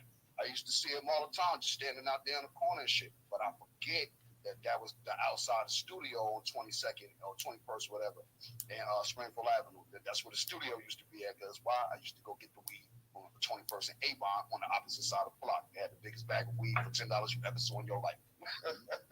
So I used to see them, Eminem, right there standing in the corner, like, man, what the hell is this white boy here every day? Is the police or something? Until I said, like, one day, Pace brought him around the way, outside of town where we hang out at. And he was like, yo, this Marshall right here. So I met Eminem straight up. And then I'm going to say the following year, one of my other white friends, he's like, yo, you heard that dude Eminem? He's all this new music and shit. I said, damn, that name sound familiar as hell, Eminem. And then my boy showed me the album cover. I said, damn, that's Pace white crackhead friend and shit. Shit, this motherfucker could rap. So, yeah, I understand he's not a rapper MC to us as black folks, but the Joker really could. He really could rap. He do write his own lyrics. He do come from the battle scene. I mean, you can't take none of that stuff away from him.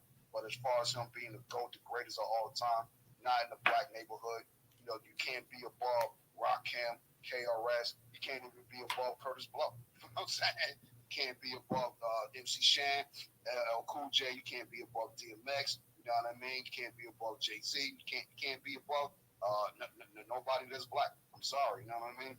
And yeah, you do got some skills. Eminem's show was one of the greatest hip hop albums of all time. You got to put that shit on the shelf. It's one of the best ever because that shit is really immaculate music. You know what I mean? But at the end of the day, it's not relatable. So let's go back to my outsider homies. Back in the day, they was rapping like that. Yo, I killed your mom, throw my baby mom over a bridge. Now keep in mind, these black brothers, they didn't get the shine in the critique. I don't know, somebody got a hot mic. They didn't get the shine in the critique. Why? Because that's not relatable to us. You see what I'm saying? But let the white boy do it. We love it. Go crazy for it. You see what I'm saying? Shout out to Young Z. Shout out to Pace. Rest in peace, Slang. You know what I mean? Shout out to my boy DU and shit. You know what I mean? Shout out to G Smoke. You know what I mean? Shout out to Dez Dolls. Shout out to everybody that's outsiders. Rest in peace to Fader and Gaddafi, two outlaws in the building. That's Tupac Squad for those that know. They from right here on my block, up the hill. We call it Irvington. You know what I mean? So at the end of the day, these folks come into our communities and they copy us. We don't copy them because they're not the ones with the skill set. We are the ones with the skill set. So just to reiterate, and we can move on from the conversation. KRS-One, I think Bambaataa, Just Ice, rest in peace, Just Ice, you know what I mean? And a bunch of hip hop icons were in a room speaking about the exact same thing we're talking about right now, gatekeeping the culture and how we could use the culture of hip hop to benefit black neighborhoods and build hospitals with the money and continue to do what things that Black Panthers did back in the 70s, fund the schools, instead of our kids eating these nasty ass government lunches or whatever the case be. They don't even eat the shit sometimes unless they're forced to because they don't have food at home anyway. And, start doing things with the money that's coming in off of the music that we created and start using it to benefit the black community. They had a conversation, long-winded for days, in and out. And a lot of that stuff is recorded. Just go on YouTube and look at it or whatever. They was talking about the same thing. So as far as I don't want to say like the infiltration of hip hop because like Sister Tax said, can't stop somebody from copying. But nowadays with the music, it's not owned by us in any way, shape, size, or form. And when I say owned, I'm talking about legislatively on paper, where it's like, now you got all these artists that selling their catalog. Like Lil Wayne sold this whole, Young Money catalog for like 350 million. But hold up, that catalog consists of like Nicki Minaj work, Drake's work, early work. You know what I'm saying? So it's like, why we ain't thinking about this stuff to pass that information on, or product on, or family jewel on to our kinfolk? Because that's going to be worth money in the future. Where whatever Lil Wayne song, Millie, a Millie, a Millie, that might be a jingle for a bank ad. Your kids will reap the benefits off of that, Wayne. So it's like, I don't understand what was the purpose of them even selling their catalogs nowadays. And then when you think about the Michael Jackson situation, Mike want to have the Sony. They had to take our brother up out of here because he owned everything, and he used to, wiggle it in the white man face, the Asian man face. I got y'all. You know what I'm saying? The only black man to own majority of music and still the most selling artist of all time. You see what I'm saying? I was watching the Michael Jackson thing. What was that in? I forgot where it was at overseas, where he had white folks just passing out and crying over him. Jack Harlow, you ain't never had that. That's why you can't be the king of pop. There can only be one, and his name Michael Jackson. But just to close it out on the rap thing again, Eminem is a skillful dude. Dude come from that battle scene. He's just not the GOAT to us. It's a long line of MCs that we can name that is ahead of him. Fuji Rap, you know what I'm saying? Nas, we could just go on and on with this shit. But for them to do that, they're only using that to throw that shit in our faces. We know that. So it ain't no need to get wild up about it, because it was cool as a kid to listen to it. But now as a adult, we realize that shit is just not relatable. You see what I'm saying? It's just not relatable. Real talk. But go ahead, I yield there. Even new. All right. What's Toby's name? Who name? Oh, Toby New NJ, that's who you talking about? Yeah, he non-black American too, but he got some high songs, man. Let me go ahead and kick it to Nate. Nate's been waiting for a minute, so let me go ahead and get to Nate. Then let me Trouble was in here, but I see she went down, so let me go ahead and get the Black Pressure after that. Hey, what's up, DJ? Thanks for letting me speak. What's up, Nate? I want to talk about the latest police murder. What's up, bro? And then I'll talk about the Africans up there in the Seattle area. After I retired from the military, I applied for the police, and I was hired by the San Diego Police Department and the police academy in California. 6 months. I did 4 months in the academy. I actually had a couple of spaces on what I learned in the police academy. The blatant white supremacy they was teaching in the police academy. I quit after 4 months. I couldn't do the job. I mean, I got story after story about the shit they were saying, just the shit they were talking about in the police academy. I mean, this shit was wild, and that's why whenever I see another black person in uniform, and as a police, I look at them motherfuckers like, how you doing that job? Because you want to enforce white supremacy. I didn't. The latest murder, I didn't know that one brother's involved in killing our brother, but you gonna enforce white supremacy, or you get fired off that job, they're gonna dirty you up, they're gonna put you in pen, or they're gonna murder you, and that's how that goes. Like I said, I got stories for days. I was working. I lived up in Seattle for a couple of years, and I was working as a janitor at one of the universities up there. I worked as a janitor in the Latino police, and the police were gonna pay me 6 figures to go against my people. I remember sitting there thinking to myself, I'd rather die dead broke, sleeping under a motherfucking bridge before I go out to the streets and kill my own fucking people, man. Shit fucking wild. Anyway, excuse my language, yo.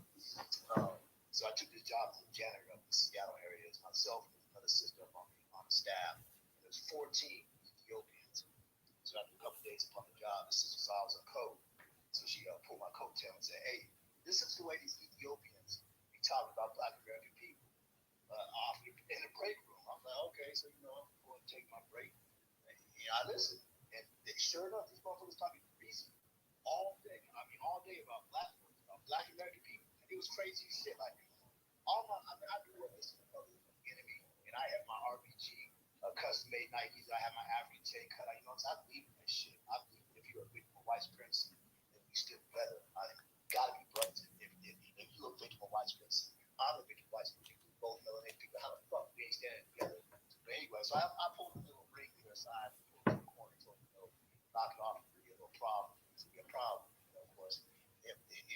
tell you stories about when I was in the police academy.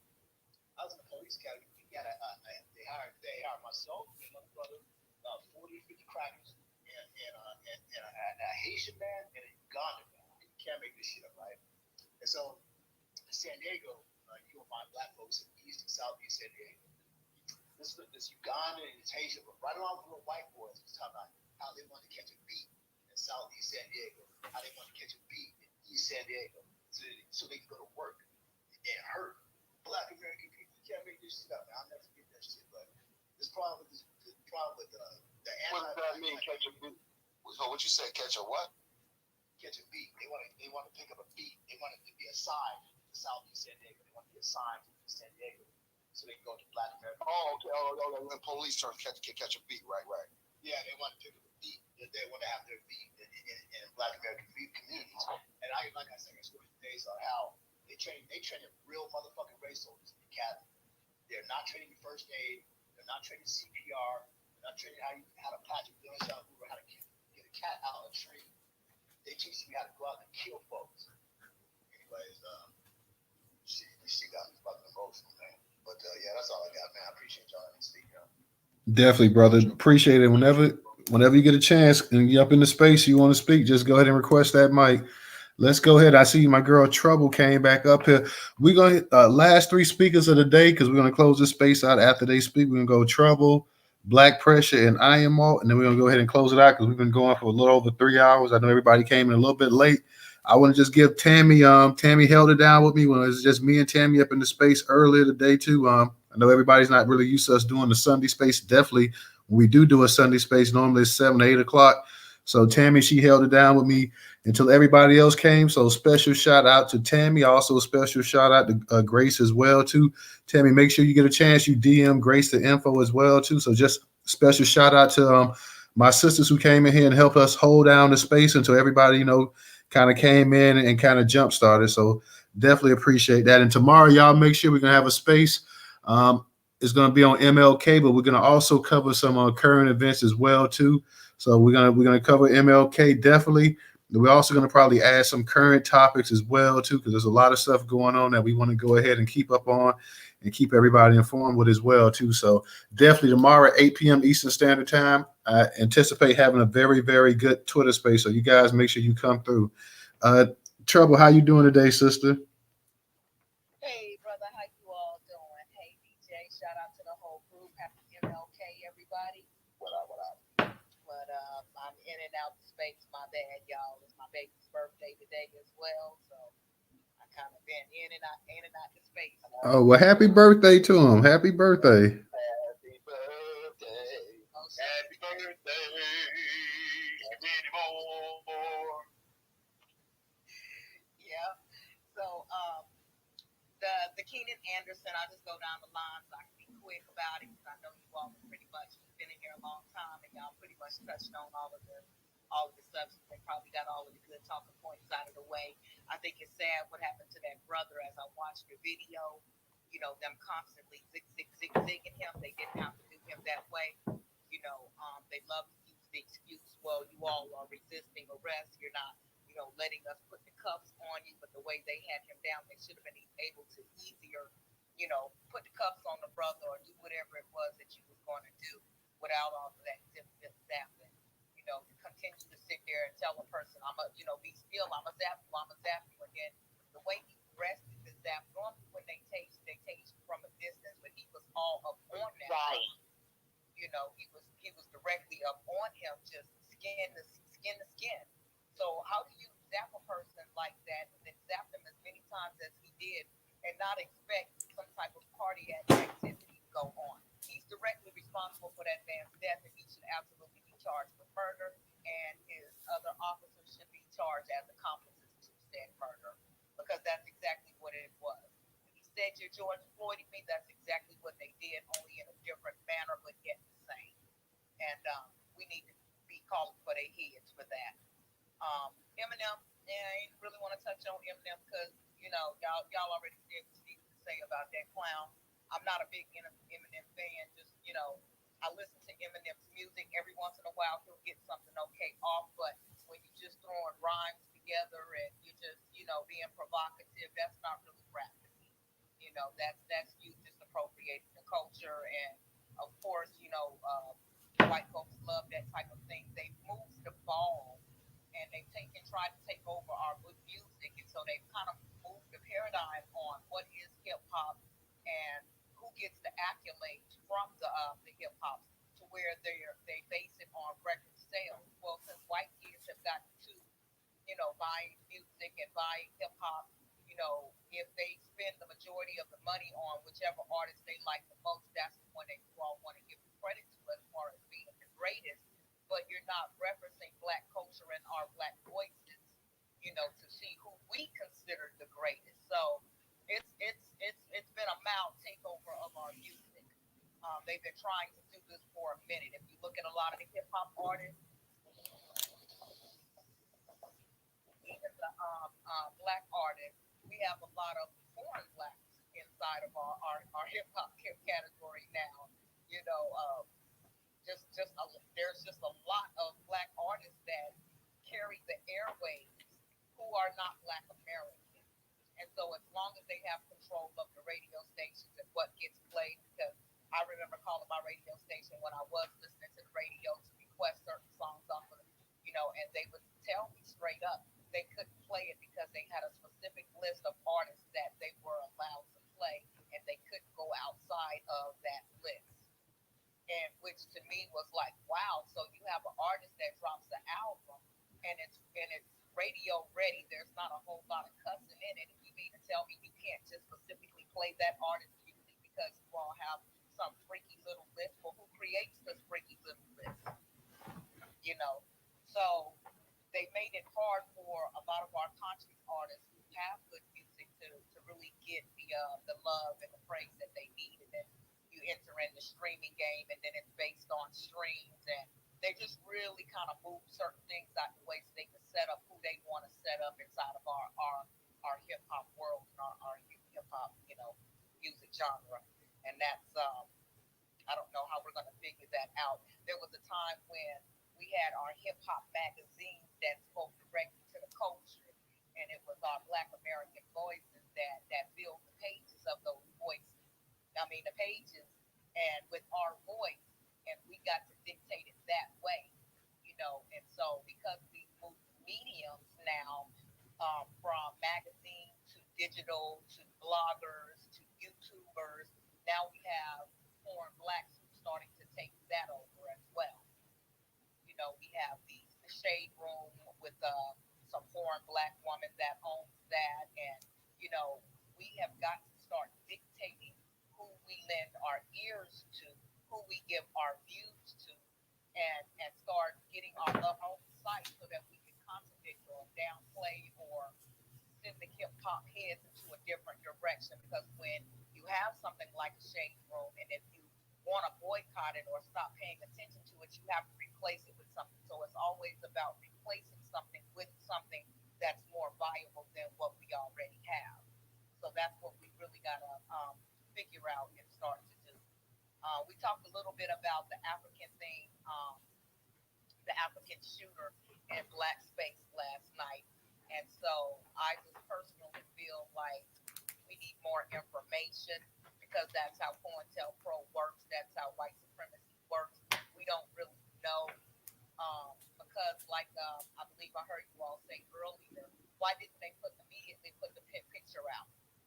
That's something that they generally do when there's a black person. They immediately put the picture out. They show his face. They show his family. They go into his social media. They go into his background. They have yet to do that with this person. You threw us a name, and I don't know if they've been listening to our spaces or whatnot. We have to assume that they have. But there's so many different directions that they could be going in. Maybe he actually did do it, but put the information out there. But if he didn't do it, and there's a chance that he didn't do it, did they just roll up on some random Joe that had the vehicle description that was given, or did they insert some, somebody into that, and like you all have already stated, a black face, just to build a crime, because we love having a black face to build a crime. So I'm not going to repeat myself and what I said last night in Black Space, and what I'm pretty sure you all have already said here. and knowing white supremacy the way that we do.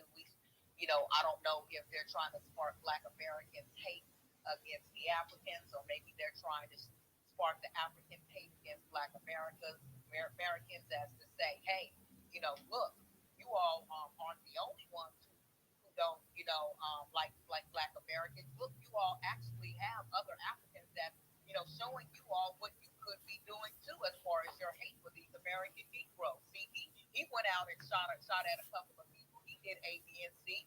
So Africans, you all have the right way to do the same thing, So time will tell on this one, and I can't wait for more information to come out, and I'm gonna land my plane on that. But peace and love to the group. Much love to you all on this MLK birthday.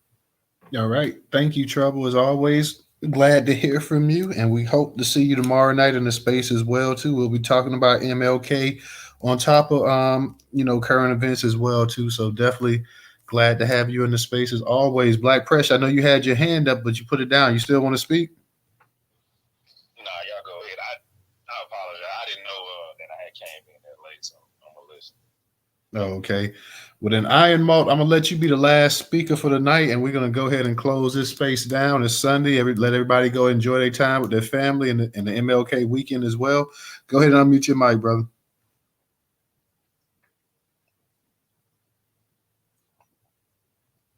All right, thank you. Make it real quick. They had another Detroit rapper per se. He kind of changed his ways. That was Kid Rock. I still got one of his cassette tapes, grits sandwiches for breakfast. Also, I got a cousin. They're talking about law enforcement and these the Black immigrants. Well, they also are a whole slew of correction officers now that are of African descent. From Haiti, from all these other places, and she said they act a pure fool when it comes to the Black inmates. I rest right there. All right. Well, DJ, I'm going to go ahead and let you get the final word in here, and then I'm going to go ahead and close the space down. And like I told everybody, we will be back tomorrow at 8 p.m. Eastern Standard Time, our regular Twitter space. Join us as we celebrate the life of Martin Luther King Jr. and touch up on other current event topics as well, too. So you got it, DJ. Yeah, that what you call this in the Jumbotron to the Martin Luther King Twitter space. So y'all get up in the Jumbotron real quick before we close out the show, and get that information up there in the Jumbotron. So again, rest in peace to Keenan Anderson, Eminem, you ain't the GOAT, and the African shooter. We don't know if this is a false flag or something real, like Trump said. So at the end of the day, we need to make sure we do our due diligence and stay up on this case, because being out there in Seattle, we're gonna have to get with some of our folks, that's out that way, really holler at them and say, hey, look, what's the information that's going on out there though? But it ain't too many of us that's do what we do out that way. So it's like, I don't know, man. She's gonna have to keep your ear to the streets on this, and Newstoter out, man. Reparations up. Absolutely, y'all. Like I say, tomorrow we're going to touch up on MLK, and we're going to also touch up on some current events that really need to be talked about tomorrow too. So you guys in the Jumbotron, you'll see the actual Twitter space in there. I put it in there. So if you guys see me tweet it out, just go ahead and click your reminder so you can get that notification. And y'all enjoy yourselves this weekend. Everybody be safe. And we hope to see you guys all tomorrow. So enjoy the MLK holiday weekend. Spend time with your family, and we'll see you guys tomorrow. Peace. Peace.